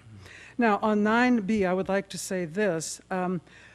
It was just asked about the lagoon, and Mr. Gressens, our district engineer, said that there were 100 gallons per minute going back. Would you look at your table, please? The only place on this table which produces enough water to feed that lagoon at 100 GPM is the old, never approved initial study, and the numbers that were used at the regional board, which talks about extracting 1 million gallons per day. And that's way beyond what's been approved by the county. If you use the county numbers, you will get only 75 gallons per day into the lagoon. This is a major, major environmental issue that I hope you will instruct RBF when you instruct your general manager to talk to RBF. You will instruct them to look at, please. I would like you also to instruct your general manager when he negotiates with RBF. What numbers would you like RBF to use? You have many options. Some of them are legal, and the legal ones even conflict. What would you like them to investigate in their EIR? Do you want to produce 100 gallons per minute into the lagoon, just like they developed in their initial study, mitigated negative deck that you didn't approve? Is that the level you want them to look at? Do you want them to look at the county level, which is injecting only 75 and producing only 250, which is an acre feet per 6 months that you've used before? I won't babble on that one. It is up to you, dear board, if I may so affectionately refer to you. It is up to you in setting policy to make this determination. It is not up to the general manager. It is not up to the district engineer. It is up to you. I would also very much like to find out how is this CEQA process related to what is now underway, if anything, with the NEPA process that's involved in the Army Corps EIR-EIS process. Please, if there's an ad hoc committee dealing with this now, as there was a year ago, please let me know who that is, so that I may, again, invite them out to coffee and listen. How is this action 9B today related to the Army Corps of Engineers and the federal NEPA process? It shouldn't be too hard to just say that in a paragraph or two. And I can assure you, friends, I've been dealing with the Army Corps question and the CCSD far too long. I want to assure the blue shirts, I am not simply a naysayer. I am a please set policy for your consultants so that they may do the work that you want. And I suspect if they do it well, you will get me at the ribbon cutting. Thank you. That concludes our public comment, and I'll bring it back to the board. Director Rice. Couple of questions. First question is, we've already paid RBF some money for the ISMND, the initial study mitigated neg deck, yes? And we've got a, Mr. Gruber or Bob, did we already pay? That's correct. They were a sub-consultant to CDM Smith. I don't have the exact dollar amount in my head, but there was So there was a funding subcontractor. for that provided earlier. So was that part of the, and I know this is kind of going into 9C and is kind of a little bit in the budgeting for the emergency water supply. Task 5 included environmental and permitting. On here it says, wow, I need a different pair of glasses or some bigger print. CDM Smith permitting and environmental, we have $584,000 budgeted. But that's for CDM Smith, and were they going to subcontract it to RBF, but now we're going to directly do it directly contracting with RBF so we can reduce this 584 that goes to CDM? I need to know because that seems like kind of an important, that's money that hasn't yet been spent on the Task 5, and if it's partly for that. Well, the Task 5 money was spent on the ISMND. Because that was circulated back. That was 584,000? Well, it was part of that, not that total Okay. amount. But there was a subcategory in there, and I'm Right. trying to read the small print as you are trying to read it, and I don't I have it like focused at the moment. when we but- did this. This was a nice touch last time that we Okay. did this. Thank you. But I'd have to look at the task order 5 and pull that number out of it. It I was just a want small to. portion of that. I don't want to I mean, if we've already paid somebody in the ISMND, I mean, I understand it needs to be expanded, but there's been already a huge amount of work done, and there's not going to be a whole lot of supposing in this because we're going to have actual numbers, which is also something that's a good thing in a way. So, I mean, if we need to be changing what the budget is for the emergency water supply, who that money needs to be allocated to or promised to or however you want, whatever financial term you want to use, I just, that's one of my concerns. I also wanted to raise the issue, I know that Fish and Wildlife, the Department of Fish and Wildlife will probably weigh in with comments. I hope that we're coordinating with them as we're going so that we're not guessing what the lagoon needs to have for the health of fish. I mean, this year they put fishes in trucks and moved them to a place so they would be okay. There was some extraordinary measures that Fish and Wildlife took this year to help out some of the fish that rely on these kind of lagoons for their life cycle, and they would be a perfect partner for us making sure that we are getting, I mean, regardless of what we could get, what we are getting, and what we want to set as policy, there's a certain amount of science involved in what we need to be providing. I also think that when there's a drought, I mean, before people were here, the fishes had to deal with droughts also. Not saying that we don't need to be mitigating, because we do. But the realities of life in nature, as we all know, because we all live in it, is not always a guaranteed life.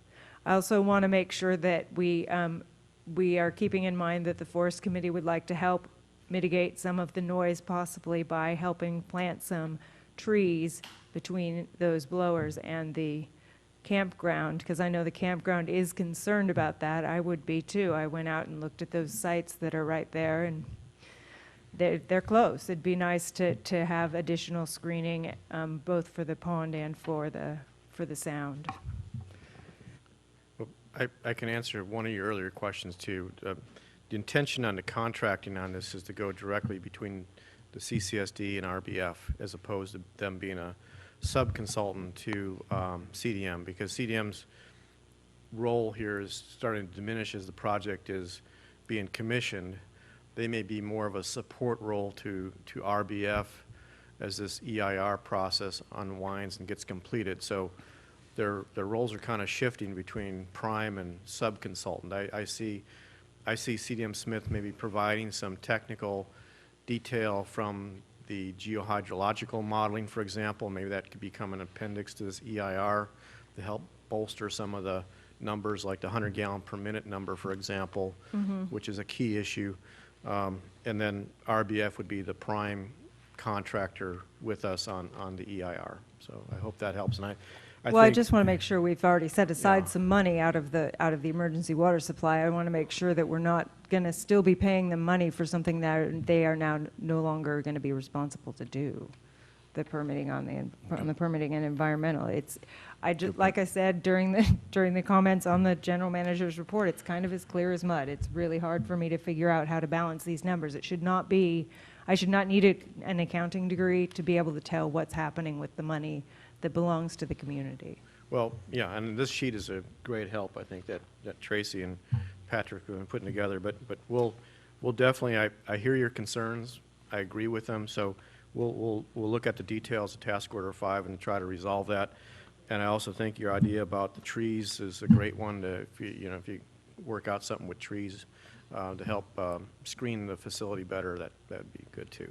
So thank you, Director Cliff. Yeah, the fact of the matter is that we've had questions from agencies and individuals and such that rise to the level of needing an environmental impact report. And so what that environmental impact report says and does is really part of the consultant's job. And I think our job right here today is simply to authorize the contract. And with that, I'd move to authorize consulting service agreement with RBF Consulting for an environmental impact report on the emergency water supply system not to exceed 168,540. And actually, the action should be to authorize the general manager. Authorize the general manager, Since excuse me. the agreement is still in the process of being developed. Yeah. Authorize the general manager to execute a consulting agreement. Yeah. I'll second that motion. Okay, it's been moved and seconded. I have one additional I question. do too, but go ahead, Director Rice. In the agreement with RBF, we're going to make sure that they know what our new deadline is with the extension for the county, right? And they are well aware of the timeline that they're looking at with this project, I hope.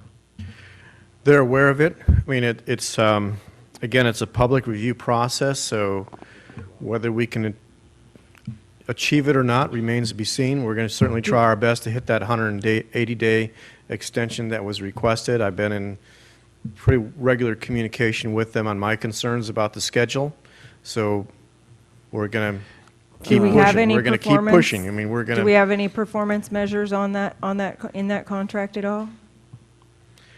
The contract's not 100% at this Okay. point, but we can dig into that. I just would I like mean, for you to take that into consideration, and if I'm the only one that's concerned about that, then that's fine. But I just wanted to Director express Clift. that. We just need to let the process go forward. If I'm all for if that. the public review period takes 18 months, it takes 18 months. I just want to make sure that Well, RBF. yeah, I don't know, and we're just discussing this, it's been moved and seconded, but in part of the discussion, if there is I mean, this number, 168,540, is so precise that somebody's pulling the wool over somebody's eyes. Anyway, there should be some kind of, if in fact that's the precise number, and we have an ability to do it, we should have the ability to do a EIR in the time given. There should be an incentive to get it done by then. There should be a penalty for not doing it. I think that as much as you can, without mucking it up, to provide incentives or penalties would be wise. We built a plant in 6 months. We should be able to do an environmental impact report in the time allotted. There should be a reason for people to move forward. And that's my suggestion. It's just a comment that it's not finalized, but as you finalize it, try and get, the T's crossed and the I's dotted from a timeline and cost perspective. It's one of the highest priorities of Bob and I is to get it done in a expedient manner with allowing the opportunity for public circulation and comment. But one thing encouraging about this is a great deal of the work has been done. The second part that's encouraging is, as was indicated earlier by a public speaker, is that it won't be hypothetical an environmental report. It will have real-time operational data that will further bolster the district's position on the reliability of this facility. Right. And I think that's critical too. In a lot of environmental documents, it's modeling, but this will be monitoring, this will be analysis, this will be real-time information. So it's going to be difficult, especially if we do our job in keeping the records and monitoring the facility. It'll be a very, very strong environmental document when it's completed. Is there a possibility also that the initial water that's traveling to the evaporation pond, that the real constituents of it would be able to be modeled correctly, so that if an ocean outfall were also an option, that would be proof of the water quality? Bob, is that something? That's a really good question. I also thought the comments we got earlier from the public were excellent as well. Particularly, how do we coordinate with Army Corps, NEPA, and I think Mr. McDonald's earlier question about would you look at something besides the pond, which is getting at what you're saying. I think the EIR is going to be pretty narrowly focused as far as based on your emergency water supply project. What could you get finished by November 14th out of all the options you had facing you? Very few, quite frankly.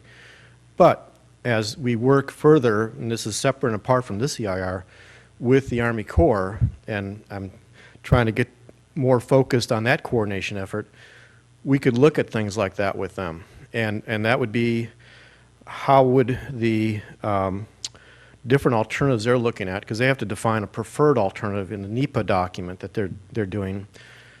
How would this project be incorporated or assessed as part of that? Would you have to add more to this emergency project to make it a viable alternative for consideration as a preferred alternative? And in that analysis, I'm going to ask and push that they look at different alternatives to the evaporation pond, because we know operationally that's a challenge at times. I had some excellent conversations with the regional board earlier on in the process, back in probably the January through March timeframe, where we talked about that specific point. And we because of the time limits we had to complete this project, they eventually got ruled out. But there are things you can do. For example, if we treated the RO reject water and we got it down to the ocean plan limitations, there may be some possibilities where instead of using an evaporation pond, you go into a pipeline. There's possibilities of sharing the outfall with San Simeon. So there's some different offshoots of this that could be part of that Army Corps work in the future. So I hope that encapsulates some of the earlier comments as well as your question, Mr. President. If not, I'd be glad to elaborate further. Well, from a contract perspective, Mr. Gruber, you should make sure that the work product belongs to us, so that if we do need to share it with the Army Corps, we have certain authority to do so. And I think we have an advantage in meeting the time constraints also because we put out a draft MND, and we did get some responses both from agencies and the public. It's not like completely unknown what some of the concerns are that need to be addressed, and as soon as the contract gets approved, they don't have to get through the entire thing to know what the comments, they don't have to put out a draft EIR before they know what a lot of the comments are going to be. There may be new comments, but that leaves very little to respond to for commenting that wouldn't have already been brought up. Right. So I think that it's not unreasonable to give a certain amount of either performance incentive or penalty for timing. Right, and before it was kind of a moving target. The target's not moving anymore. We know exactly what we're building. Director Robinette, you had a comment? No, just to really kind of agree on the performance and the incentives to stay with the timeline, define a timeline, and because this isn't, the service agreement is still being developed, as it says right here. But I would hope also that the cost, though, and this is the part, we've found ourselves before in this where we are told certain prices for certain product, and then we all know how then that just flies away, so it gets to be a lot more. In this one, we've got the opportunity right now to ensure that this estimate, this cost that they've given us, would remain the cost. That's where it's confusing to me just a little bit, because they've given us a cost and they haven't finished the services agreement. So we just want to make sure they can hopefully live within the cost, maybe build in some assurances of timeline, and again, incentives to stay with required time. That's the only thing I have to add. Okay, I appreciate that, and it's been moved and seconded, and the motion included not to exceed. So based upon that and the guidance, District Clerk, would you make this a roll call vote, please? Director Clift? Yes. Director Robinette? Yes. Director Thompson? Yes. Director Rice? Yes. President Berenger? Yes. Okay, now we'll move on to 9C. Thank you, President Berenger and board members. Item 9C is considered to adopt Resolution 422014, approving amendments to the CCSD budget for fiscal year 2014-2015. I just wanted to comment. I was hoping that we would have had the individual department budgets included in this. They are available, but we do have a really good understanding of where we are financially. And with regards to this sheet right here, I think it's a good work product. I think when we first started managing the emergency water supply project, anything that we saw as a cost override, or anything that was in addition to what the board approved, or anything that was above and beyond from a cost perspective that was generated by the regulatory agencies, were captured early on.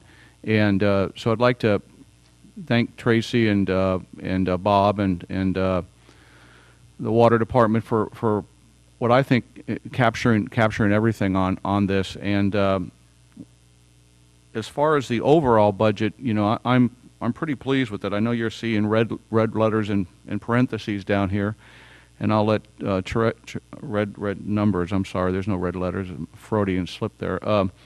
Red numbers in parentheses, but what we did is we projected what we think revenues are going to be for water and sewer sales for the remainder of the year based on a couple billing cycles. So I think it's safe to say the impact that conservation has had on the overall budget is apparent.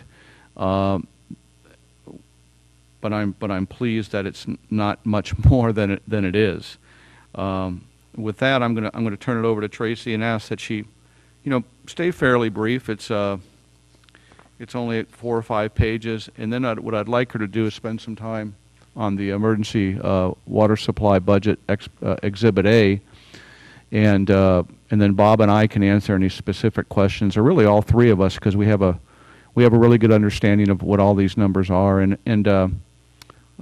sorry it's so small. It is kind of small, but with that, Tracy, if you could just go ahead and start, that'd be great. Sure. The reason this is coming before you is because we knew when we adopted the original budget that there were too many unknowns to project the emergency water supply budget. So the focus of this agenda item is on the emergency water supply budget. And just to sort of dovetail off of what Mr. Gruber is alluding to there, we did in fact go through every single line item in every single department, but we made every effort to balance those departments within line items. So individual line item changes, to the extent that the department came out with no net change, constitutes a budget for that department that is still the same, and no board action is required. There are only 2 departments where we felt that the changes were significant enough that we would ask that you consider them. Those are at the very bottom of this sheet, and they're also small paragraphs in the staff report devoted to them. General Facilities and Resources, we're requesting that you increase their departmental appropriation by $15,000 due to the fact that they historically have spent more, about $15,000 more a year than is budgeted on tree removal and tree management issues, and the drought has put the forest under additional stress, and so we know that our effort to cut that back by $15,000 is not going to work out this year. You're going to have to restore that budget back to its level that it was at last year so that that tree management can happen. The other thing that has occurred is that some of the wastewater capital project items have been reconfigured. Some of them came in at a cheaper cost than originally estimated and so forth. So we think that we can reduce that budget by $53,308,000. And those are the only two actual changes to the departmental expenditure authorities that are being recommended at this time. Now, again, you're going to do a traditional mid-year forecast, probably first week of February or February board meeting, where Finance Manager O'Reilly will be doing a more traditional line item by line item exposure of everything, and you'll get to have an opportunity to have another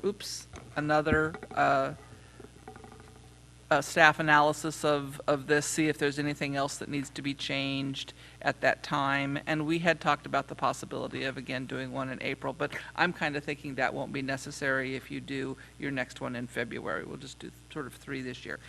Because I do have the sensation that the emergency water supply project expenditure costs are becoming fairly well-known, established. The POs have been let and issued, and that seems to be settling down.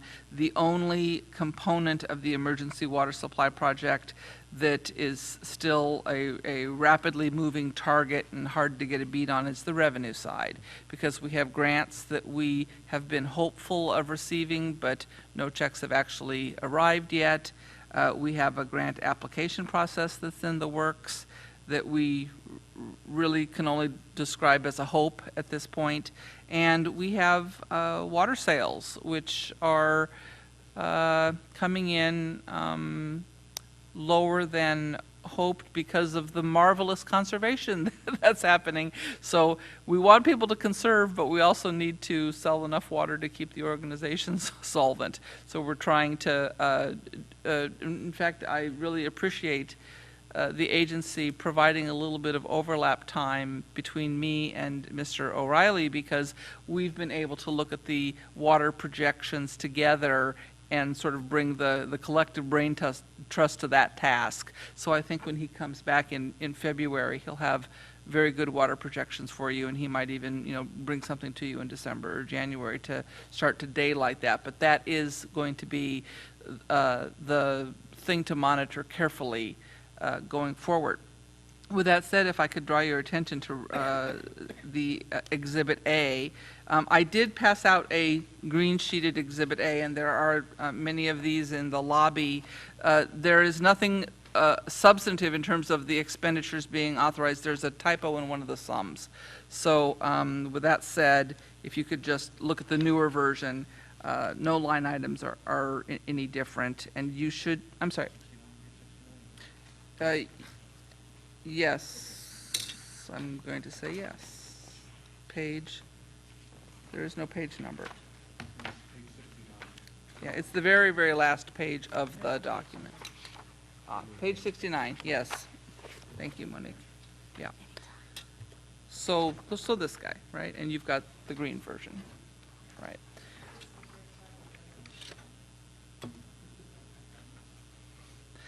So I just would like to talk about the revenue. Let me talk about how this is organized a little bit, because I'm trying to answer a lot of questions on one piece of paper. So you'll notice that there is a column in blue that reflects all of the Santa Rosa Creek related emergency water supply expenditures that have occurred and we've paid for them. In other words, and that ties directly to our GL to the penny. We also have paid numerous items for San Simeon Creek emergency water supply efforts, and I have tried to tie or to break those out between only the expenditures that we have paid with CDM Smith and everything else. So the second column is the everything else, and the third column is CDM Smith. And you might notice that that number, 2,746,000, ties to the penny to the finance manager's report that is attempting to help you track the CDM Smith contract very closely. I think that, if I could refer back to your page 26, you'll find the same information in essence. But page 26 breaks CDM Smith out in more detail if you'd like to see it. So you can see that we've spent $348,000 on Santa Rosa Creek efforts. We've spent a total of $245,000 with other vendors at San Simeon Creek, 2.746 with CDM Smith at Santa Rosa Creek as of the end of last month. So total expenditures to date across all of those things, 3,340. That's that white column. You now come to a column that's highlighted projected. That orange projected column is what we're attempting to add based upon information that has come in from CDM Smith that Bob has provided to us. And the bulk of that you can see, and I've actually given you a lot of line item detail here. Environmental clearances, you can see impact report changes to meet RW QCB requirements, construction quality assurance monitor, mandated pond mitigation measures, gopher and frog barriers, etc. I've broken that detail out so that you have it and can understand it. And earlier in the meeting, someone requested, perhaps Director Robinette requested, that we understand what the impacts of legal costs might be and so forth. And so you'll see 30,000 down here under legal services. And if I was to do a rough estimate of the legal services plus some of these evaporation or some of these special mitigation measures that have been coming forward recently, that's certainly going to add up to a, $100,000 or $150,000. I don't want to suggest that those environmental mitigation measures aren't necessary and important, but they're not part of just the regular permitting costs. So I'm just trying to draw them out so that you can see them clearly. In red, you'll notice under permitting and engineering and design construct contracts that I'm trying to draw attention to the projected remaining portion of your permitting costs, your CDM Smith costs, and again, those tie precisely to the finance manager's report. So you can flip back and forth if you want more detail. So we do also have some anticipated transition to operation costs included on here. So this is a little bit of a mix, and again, I'm trying to get it all on one page, but a little bit of a mix of capital improvement program, one-time costs, and operating costs. And so the top of the expenses tend to focus on the CIP portion, and the bottom, as we look down at the bottom of the sheet, we see startup, O&M, manual preparation, training, some permanent or startup plant operators, and at the very, very bottom, you'll see some debt service. But I'm trying to daylight the fact that there's going to be some operating costs coming online in this fiscal year. And what I was trying to do was give you the total 100% big picture, every single bit of cost that you're going to need to appropriate for this fiscal year. So the grand total of all emergency water supply efforts across both projects comes down to $10,901,000. If you add in the interior staff costs that are going to be coded to this project, it'll come up to $10,000,009. The net change to the budget of that amount, plus the $15,000 for tree services in facilities and resource work, and the decrease in wastewater, you end up with a net change to your budget of $10,960,500, $560. I'm messing that up. $10,960,560. Only took me 3 tries. Anyways, okay, so, I did think that there would be some value in just breaking out San Simeon Creek only, so I added that as sort of a final column, and that is an attempt to reflect both what we've already spent and what we're projecting, so that you can see what the total cost of that project is as distinguished from Santa Rosa Creek. There's a resolution before you. And the resolution is attempting to capture the total amount of money that you will be increasing your budget to. And again, that changed $10.9 million. Okay. Before I bring it back to the board, we have two slips for public comment: Elizabeth Bettenhausen and Karen Dean. Thanks. Blackout bingo. Very good.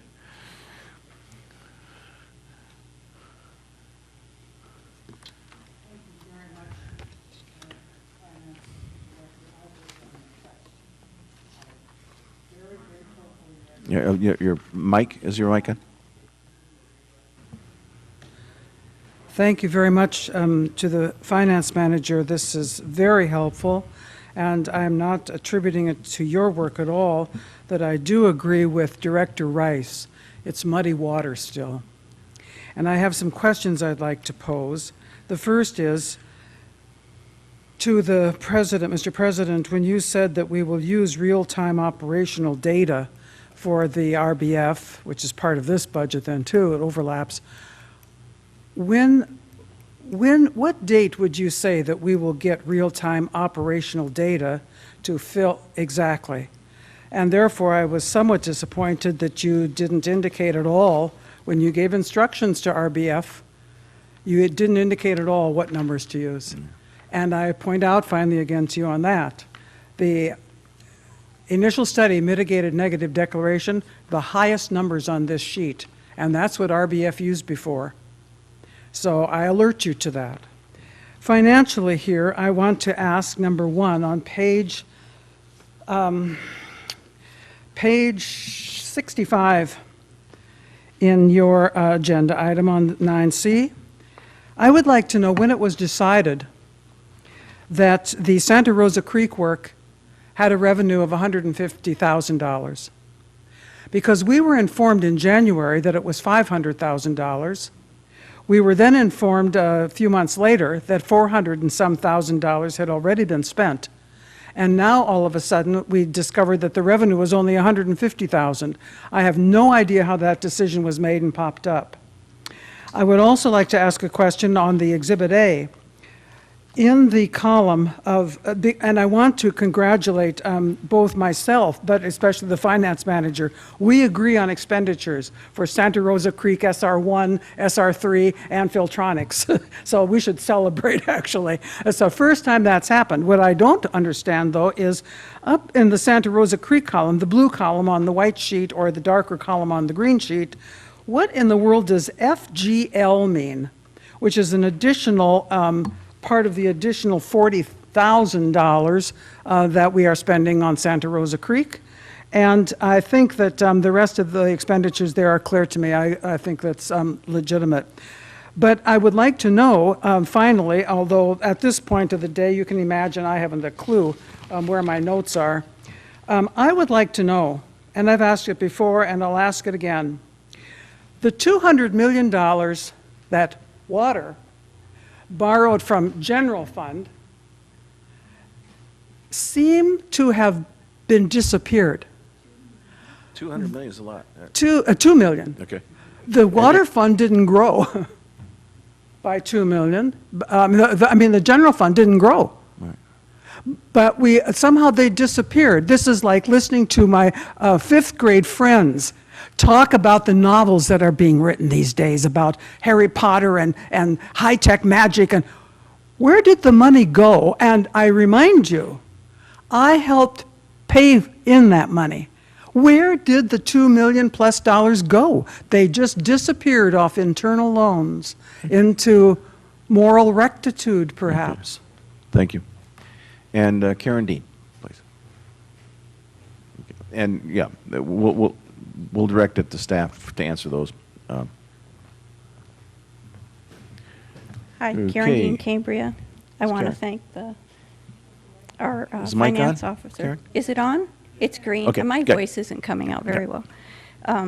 For this great chart, one of my questions is the same as Elizabeth on the general costs. What is the primary FGL? But I would also like to know right below that, in the green column, what the flag lot investigation is for $3,300. I don't remember hearing an explanation for that. Okay. Okay, that's it. All right. Bob, do you want to hit the flag lot investigation first, and then we'll take it back to Sherry Gruber? And I can answer the FGL one, and we'll let Okay. Tracy answer the revenue one. All right. Okay. Bob. Flag lot investigation, we were looking at different alternatives back in like the January to March timeframe for the emergency water supply project to figure out what we were going to do with the RO reject water. So that was part of that initial investigation. There had been some work done in the mid-90s on that lot, and we were investigating what was out there, trying to figure out, was that a possibility for any discharge of the RO reject water.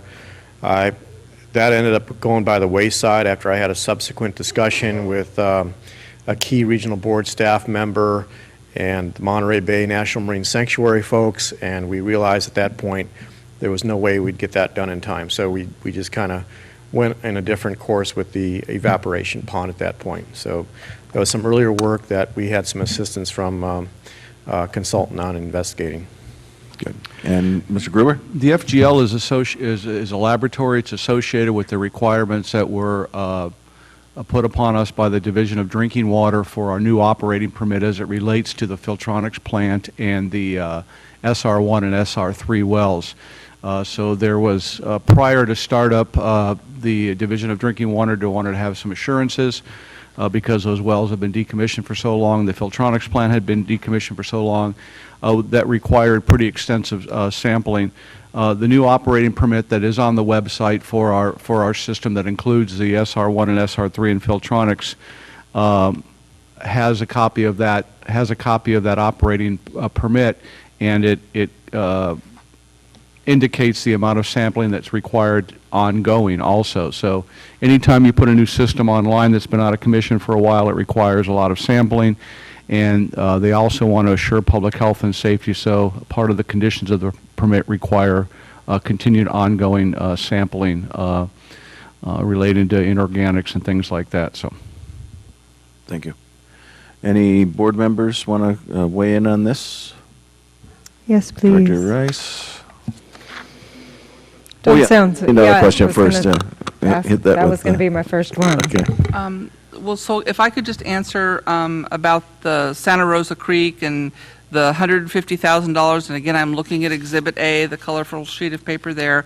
I just want to clarify that that $150,000 has nothing to do with your January 30th action of $500,000. This $150,000 that's reflected here is my conservative estimate of what we might get, what the district might receive from a grant application that's new and that Mr. Gressens has submitted or is submitting, where he's requesting $300,000. It went out today, great, okay, he can speak to that more specifically. But this is a new grant resource that we're attempting to secure, and I'm just trying to conservatively estimate what we might conceivably be awarded, but it's truly just a guess. The $500,000, the board took 4 actions, and I would direct the board to page 28 to see those reflected in the finance manager's report.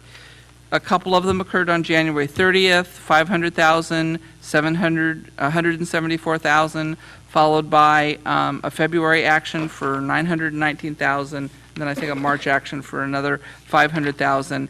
And I have actually provided a footnote over the last couple of finance managers' reports to make sure that people understand that this is not new revenue. These were just cash flow loans consistent with the district's practice of maintaining pooled cash. So the answer to the question very specifically about the 500,000 and, oh, by the way, also the 174,000, the 919,000, and the other 500,000 is that on the date of those actions,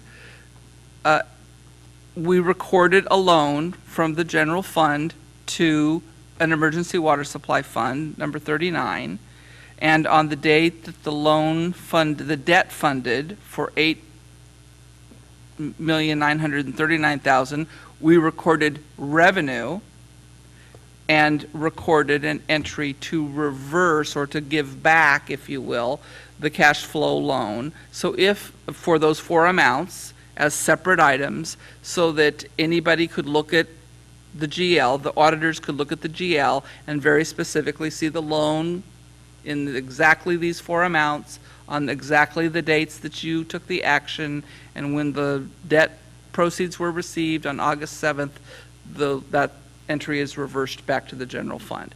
So this actually is not a super typical way of doing this. That's actually the more typical way of doing this. And I did it to be very express so that it would be very clear to any future person. But the more typical way to do it is to actually just make one entry on June 30th to have the general fund bring that new fund up out of a negative fund balance to a zero status, because you're not allowed to close the year with a negative fund balance in any fund.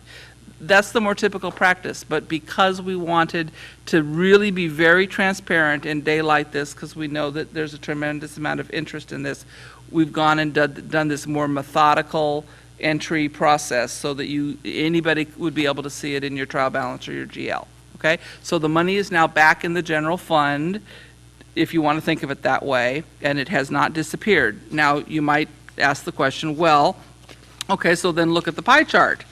And again, we're getting into another level of sort of technicality here that is a little bit unfortunate. Now I'm on page 27. Technically, we really should not be changing these LIF balances around. I shouldn't say should. We wouldn't normally change these LIF balances around too much until the auditors have completed their work and made their audit adjustments, and that would then roll into the current books. But I did provide a green sheet today that shows you that once that occurs, this is what this should look like as of October 30th, okay? So you can see that they're as of October 30th, is theoretically $2.6 million in the general fund and 5.6 left in the EWS fund. But again, this is all pooled cash in LAIF. All this money, if you pulled our bank statement for LAIF, you would find a bank statement that reflected $8,446,000. So nothing's disappeared. Okay.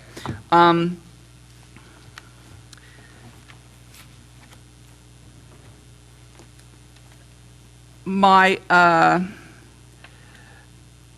thought with respect to the initial $500,000 was the action that you took in January was that seemed like it was directed at whatever the fastest and most direct emergency water supply projects are that needed to be done.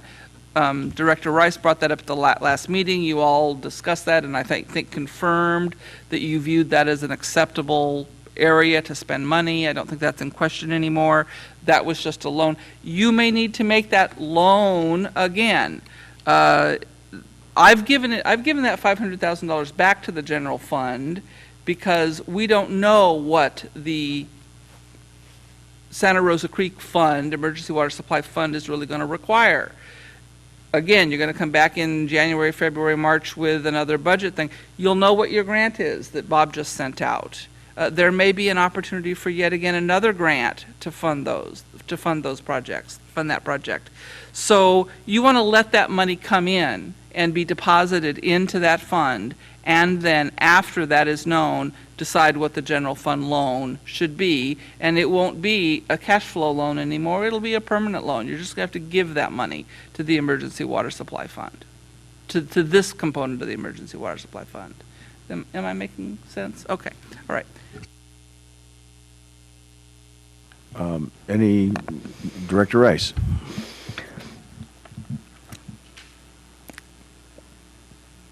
Uncharacteristically, thank you very much. I appreciate the green sheet on the pie chart, because that, I do find that whole pie chart after the audit, that whole explanation makes sense to me and is logical, however, makes a misleading report, and hopefully we can dispatch of reports that seem to be misleading. It's uncharacteristic for me to be looking at a finance report that's so lacking of information. I'm very glad to see we've got the emergency water supply broken out, and it's appropriate. All that, it seems right. Any changes to the rest of the budget without having the rest of that department's budget available for me to look at to see what that change is? I understand, because it was explained, that the 15,000 extra for the facilities and resources for the trees is completely understandable. I don't know what the effect of the $53,308 reduction for wastewater, General Manager Gruber, that $53,000 reduction to the wastewater department. I understand why, because we are seriously hurting for money for the wastewater department, but I don't know how that affects the operations or any requirements that we have to meet based on the overflow and the things that we had to deal with that recent ruling that we had, and the other effects that it may have on an infrastructure that is already stressed. Director Rice, can I just let him answer that one question before That we is go on the to one. something else? That is the one question. That's a good question.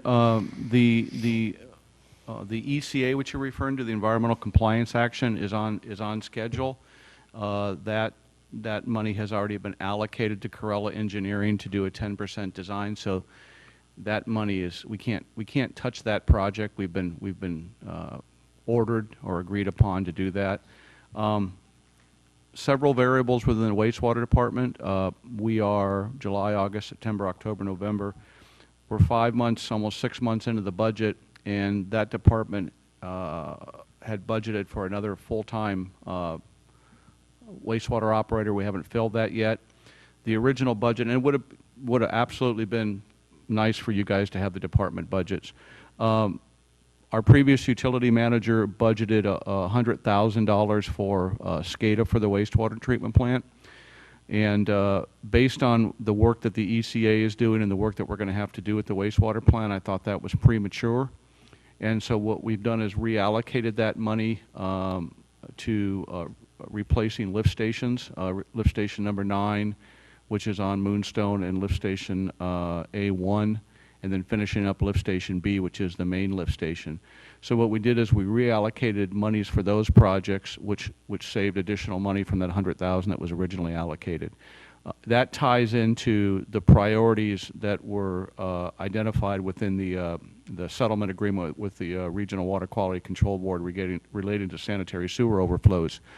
I didn't, with $100,000 towards SCADA, when we know we're going to have to eventually significantly upgrade the plant, didn't seem like a wise use of our resources. So the money was reallocated into lift station upgrades, and there was some savings. There were savings there also. So does that mean that the $64,216 for the wastewater fund, that is that change to fund balance? So we're still going to be essentially in the red for wastewater for the year with this adjustment? You want to get a thought and I'll answer? You are still going to be, and it is my opinion. Is your mic on? It is my opinion that you'll still be in the red on wastewater in spite of this reduction, because you're also going to experience a reduction in revenues. And one thing that's key about that is the surcharges, reduction in water use is offset by surcharges. unfortunately, there's no surcharges for wastewater. So Rate study, let's get Yeah, the rate so- study back ASAP. yeah, so there's a loss and reduction there because there's not a component to recoup those losses like we do on the water side. But it looks like we will be able to absorb that at least temporarily until we can get a rate study and 218 process Yeah, accomplished. I don't want to sit here and say I'm pleased with that amount, but over the overall budget for the wastewater department, the overall general amount and the amount of work that we're still doing with replacing of lift stations and the amount of lost revenue, it's a figure I can live with right now. It doesn't necessarily mean that it's going to be that at the end of the fiscal year. Remember, these are projections based on existing revenues for this fiscal year too. So it's a combination of several different variables. And where is that 15,000 coming from that we're putting back to the facilities and resources? Is it coming from somewhere in We the would fire ask it- department or somewhere from administration? General I know fund, yeah. general fund balance, but do we know, I mean, did we reduce somewhere anywhere? No. So we're just going to take whatever, if we don't have all the revenue, we're going to just have to absorb it. I'm just trying to understand how It comes that. from, yeah, go ahead. That is actually quite to the point. Because most of the adjustments that we have thought were just within, move it from office supplies to cell phone or something, you've already approved a departmental budget that is adequate and doesn't need to be changed. There's only 2 departments where we felt that an actual change was required to the total departmental authority. $15,000 more for facilities, so that needs to come out of the fund balance, out of the general fund, and the reduction in wastewater of 53,000 that's going to actually theoretically go into the fund balance, except for that we're also going to see a reduction in revenues there. And through President So it's the Berenger? net impact on fund Yeah, and one thing, the board, because we understand the situation we're in, the board doesn't have to approve that additional $15,000. We can see where we lie at the end of the winter and where the trees are and things like that and adjust it as part of the mid-year budget. There was a point I was going to make about the wastewater budget. Oh, the things that I've reallocated for is really to protect the district from future sanitary sewer overflows. Director Rice had brought up a good point. Last board meeting or the board meeting before about some of the projects that we're doing. These are have-to projects. These are pumps that were literally ready to fail. And if they failed, they would have resulted in future public health and safety issues and sanitary sewer overflows. We've been blessed since we reached the settlement agreement with the Regional Water Quality Control Board that we have not had any more SSOs. And the reason because of that is because we're taking a proactive approach to replacing our lift stations. So out of our 10 lift stations, and they're working on Moonstone right now as we speak, we'll have 4 completely rebuilt with only 6 more to go. Over the next 2 years, we can get the other 6 replaced, hopefully 3 one year and 3 the next, and we can be done with all of our lift stations. So we're carefully looking at what needs to be done and what has to be done. I think that was a very good point by Director Rice. Are you spending money, Jerry, on things that you think need to be done or they have to be done? And as we look at it, it's things that has to be done. One other point. This budget that was prepared was a result of meeting with all the department managers and going over each line by line with them and allowing them to have input, but also letting them know where they are from a revenue and perspective standpoint. We did not bring you, we will continue not to bring you something that hasn't had the input from the department managers also, so it's an important part of the process. Thank you. And I'm comfortable with that. Director Rice, do you have any other issues? I just really would rather see those adjustments if they need to be made with a full budget when we look at it as the mid-year budget, rather than as I think that keeping this focused only on the emergency water supply funds that are new funds for the district and need to be tracked separately. I think keeping it to that is really where I'm comfortable. I'm not comfortable either reducing wastewater or increasing facilities until we see the full bigger picture for those 2 items.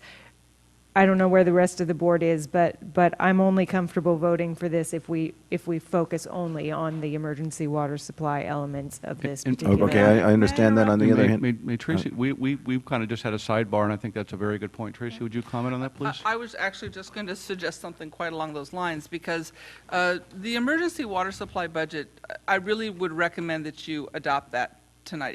It's enough that we can start to get that into the GL, get that into the budget system, and we will have a few still trailing items to understand with respect to revenues, but I'd really like to encourage you to adopt the emergency water supply budget so that we can get that in the books. I have very laboriously, and Director Gruber can attest to this, loaded the entire budget into MOMS. Honestly, it isn't quite completely ready for prime time yet because of some quirky things that have to do with the agency's chart of accounts and with the fact that we're moving things out of places where they were originally coded into the emergency water supply fund. And I think that had I brought you that line item detail, frankly, it would have been more confusing than you would have been tolerant of. Thank because you for that the is not in bringing it. process. Because that stuff is in process. That recoding process is still taking place. It is 90% done. Your budget is fully loaded. Your chart of accounts has been straightened out so that you're no longer coding things directly to asset and liability accounts. A huge amount of progress has been made. In fact, Jerry has said, why don't you just send it to them so that they can see how hard you've been working. I'm going to actually let Patrick bring There it you to go. you and get credit for it all. But you will start to be able to see reports coming out of MOMS live.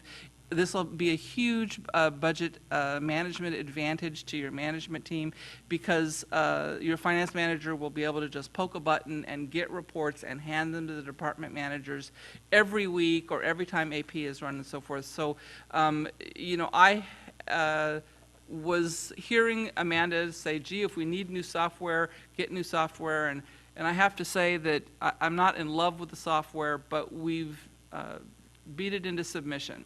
And it's now going to work better for us. Okay. And so let me invite you to just consider adopting a resolution just for the emergency water supply project. And, I'm sorry. okay, well, that's fine. And consider tabling No, the other two well, small items. Okay. we probably won't do that. Okay. I'll entertain a motion, and then we can discuss. Okay, I will move the, what are we doing here? Okay, I will move that the,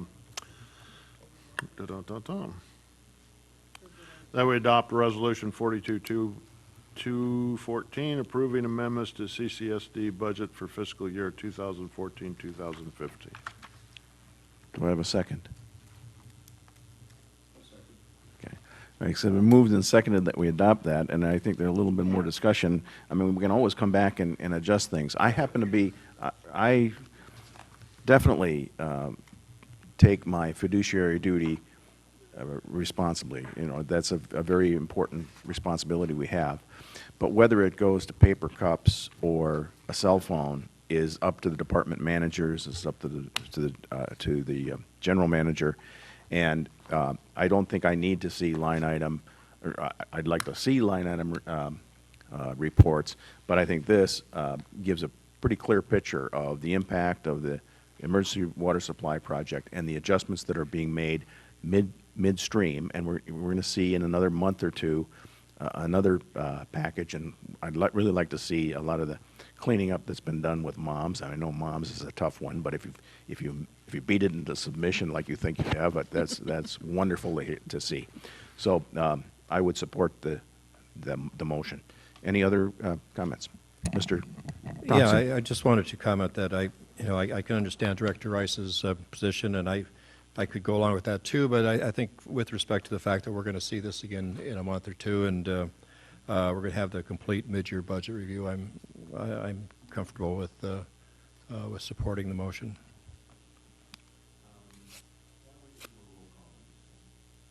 Or one other comment. I will.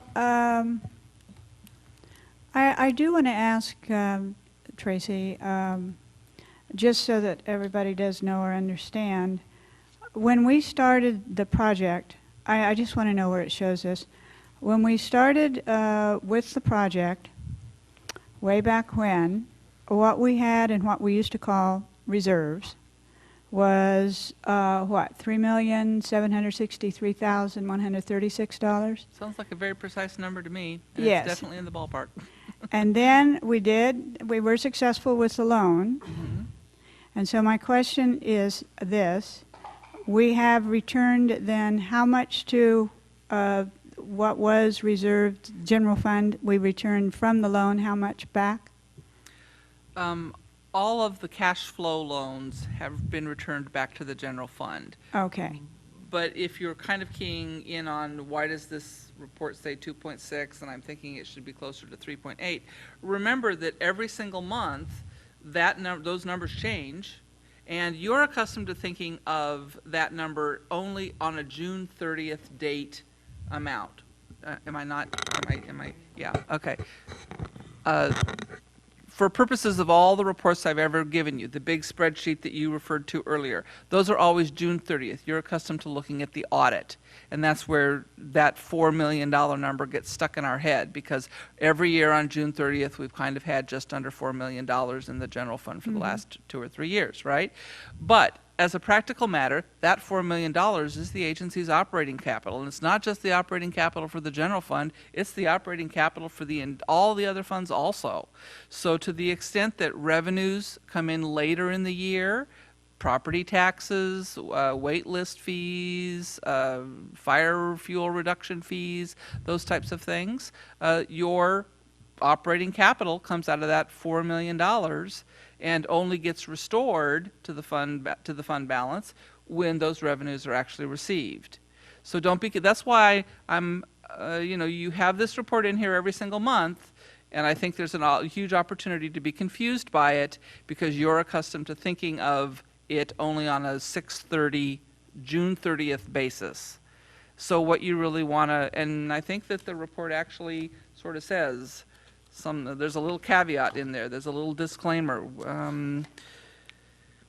As noted, the majority of the balances are updated on final audited results, monitored for, it actually, and this is a legacy report, remember, indicates how the balances compare to prior periods as well for the same month in each of the prior 4 years. The reader should not place too much emphasis on 1 month's activity. Rather, the information should be looked at on a trend basis. Okay. What the original drafter of that language 10 years ago was trying to convey was that this number changes every single month because we're using it for cash flow. Don't get too sideways about it. Don't get too concerned about it. If you see it dip down to $800,000 and $900,000 as it has the last couple of months, because we've been front-loading expenses. We've been advancing money for all the funds until revenues start to come in. And remember that most public agencies do not receive their revenues until the last 6 months of the fiscal year. Okay. And you're not terribly different. Could you answer a question for me? Based upon your projections and the budget that is just proposed, what do you think our, what we used to call as reserves, be on June 30th? Oh, I have a lot of opportunity to get that wrong. But how about within $1 million? Yeah, but it's going to depend depend entirely upon your grants. So I'm gonna prognosticate here recklessly and say $3 million to $3.5 million, but that number would improve if your grant scenario improved, and it could be devastated if you don't get the grants that I've projected. Okay, and what did you project the Prop 84 grant as? I project 1.9. left. I've projected it at $150,000. And the other one, I'm sorry, the other one, the larger one, is $1,945,914. All right. And that is, as I understand, the county of Slow's likely. specific number. Yeah, we might get more, but that's what I wanted to know. With that said, if there's not any other director input. I just want to be absolutely clear. I do not oppose the emergency water supply fund budget that's going on here, I don't see the need to be changing those other two things without having the full budget here, and I'm not comfortable doing that. Yeah, that's fine. I'd like to see, just to weigh in on the issue, I'd like to see the general manager to be able to continue to work with the department heads based upon the adjustments to the budget. And so I see no value to delay that portion, because we'll see it in another month or two anyway. But District Clerk, if you take a roll call. Director Clift? Yes. Director Thompson? Yes. Vice President Robinette? Yes. Director Rice? No. President Berenger? Yes. Okay, so that completes our business. We do have future agenda items. We do have one more agenda item coming down. Let me suggest something before we start that, is that I've been remiss, and I apologize. We've been trying to get this this very important Board of Directors bylaws moving forward. I think early in December I will actually have some time to spend with it, whoever wants to spend with it.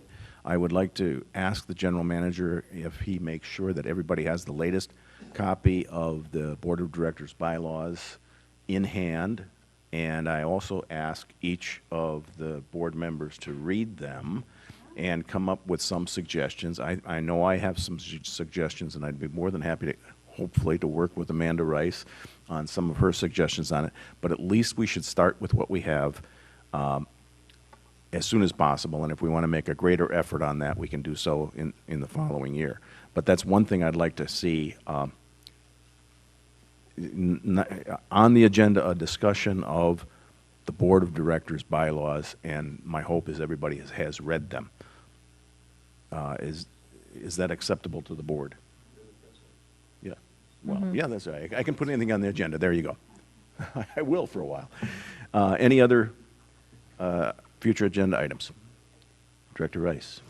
I move that we add to the December agenda the election of officers as well as the committee and agency liaison assignments so that we can get these things sorted out. I don't want to keep attending the RAC meetings and the Forest Committee meetings if it isn't the will of the full board for me to do that, representing the board. I'd probably still go just because, you know me. I just like information is interesting. But things like Coastal Commission, and we need to be having these things straightened out, because I will be going to the Monterey meeting because it's so close by, and I won't be going as a representative of the board, but only as my role, who I am, because it wasn't put onto the agenda because I didn't insist on a motion last meeting. Yeah. The So board I president move can that we add have- things. And as I read the Board of Directors bylaws, it really is an activity that takes place in January, but I see no need to delay it. And so I think we could add that to the December meeting, but if you read this, it really does happen. Yeah, yeah, because Right, it's really she's saying I putting said it on- officers. putting it it's on really the- the purview of the new president to make those appointments, and so that's why it usually happens in January, because we don't have a new president till December. May I? And it also, Mr. Gruber, yes. So the Wait. elections are a standard. Once, if you were to put the officers or if you were to put the representatives and the liaisons in January, it would give the president a new opportunity to speak with board members and That's true. and ask them, what is their interest, and make sure that you're aligning, the proper board members with the proper. I have no objection to doing the timeline that way. Yeah, but you elect the officers in December, and then all the committee assignments and everything's January. Okay. Because if you elected the officers in December, and that officer immediately appointed all the committees, that everybody would know who was elected ahead of time. Yeah, the bylaws do say January, but so we could repeat what The you're saying. election of officers should be December, but then the president who is elected has time to make those decisions about. Let's do it that way then. I don't have any objection to that. I move that we consider which committees we would like to create ad hoc or standing. And I don't see any reason to wait until January to do that, because think that it's the purview of the president, but rather the full board to decide which committees and liaisons we may need. Then the new president will know which committees they would have to be dealing with. And if it's the same ones we currently have, I would like to have a discussion with the rest of the board about how we do the liaisons and committees and which ones we have as standing and ad hoc. Because I think right now, I mean, we've had 1 or 2 ad hoc committees for conservation, and this is key time for us to be doing, I mean, this town has done insane amount of conservation, and we appreciate that, but I also feel like it's not useful for us to have 6-hour meetings and not have any committee meetings at all. The point of a committee meeting is to help get the information together so the committee can then make a recommendation to the board, and hopefully our board discussions are not so lengthy and drawn out because we have better, more clear information. Okay. So I move that we have a discussion on which committees and liaisons we should be putting together on the December agenda. Okay, do I have a second? I think we can always discuss, but no, we can't. So what we'll do is we'll elect the board members. We'll elect the board members, and the board officers can then make committee assignments in January, like they're supposed to. Well, but I think what Amanda's asking for is a discussion of what committees will be at what level. That is something that you as current president could put on the December if you wanted to, because it doesn't matter who the person is. That's correct. It's just a matter of, like, we have kind of informal liaison situations to committees that are not official committees of this board. Right. And there might be an advantage to having that discussion that she's talking about by the board saying, you know, are we going to have a liaison to the Forest Committee? Are we going to have a liaison to NCAC? Are we going to have these things? I agree, and I can't see how we could do that we could do that in December if you wanted to. Right, But and I don't have a problem with that, but my position, and the reason why I wouldn't second what you've said, is that I still think that's the prerogative of the president, and I disagree that it's the prerogative of the president which committees exist. I think that's the full board's decision. no, Not who is on the committees. No, I believe it's the prerogative of the president to put that issue on the agenda.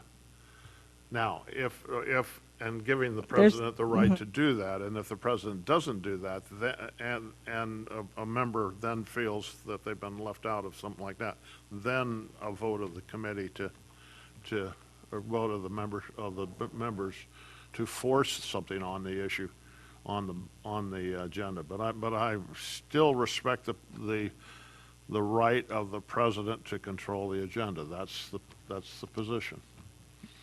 Good. And that's the only reason I don't disagree that we shouldn't be discussing what you're talking about. I want that to come up the other way. And I don't make the motion out of any disrespect for the president. I make it because I have requested numerous times at these meetings certain things be added to the agenda in a friendly way, and they haven't ended up on the agenda for whatever reason. And while it is the president's prerogative, it's also my prerogative as a member of this board who thinks that committees can help us reduce the time spent at these meetings. That discussion should be had, and that it's important to know which committees are going to need to be staffed or whatever needs to be done. And so nobody's going to... No. Thank you for bringing it up, though. With nothing else, we'll adjourn. Closed session? To closed session, yes. We don't have a closed session? Yes, as noted on the agenda. All right, we'll close it. We'll return to closed session. Adjourn to closed session.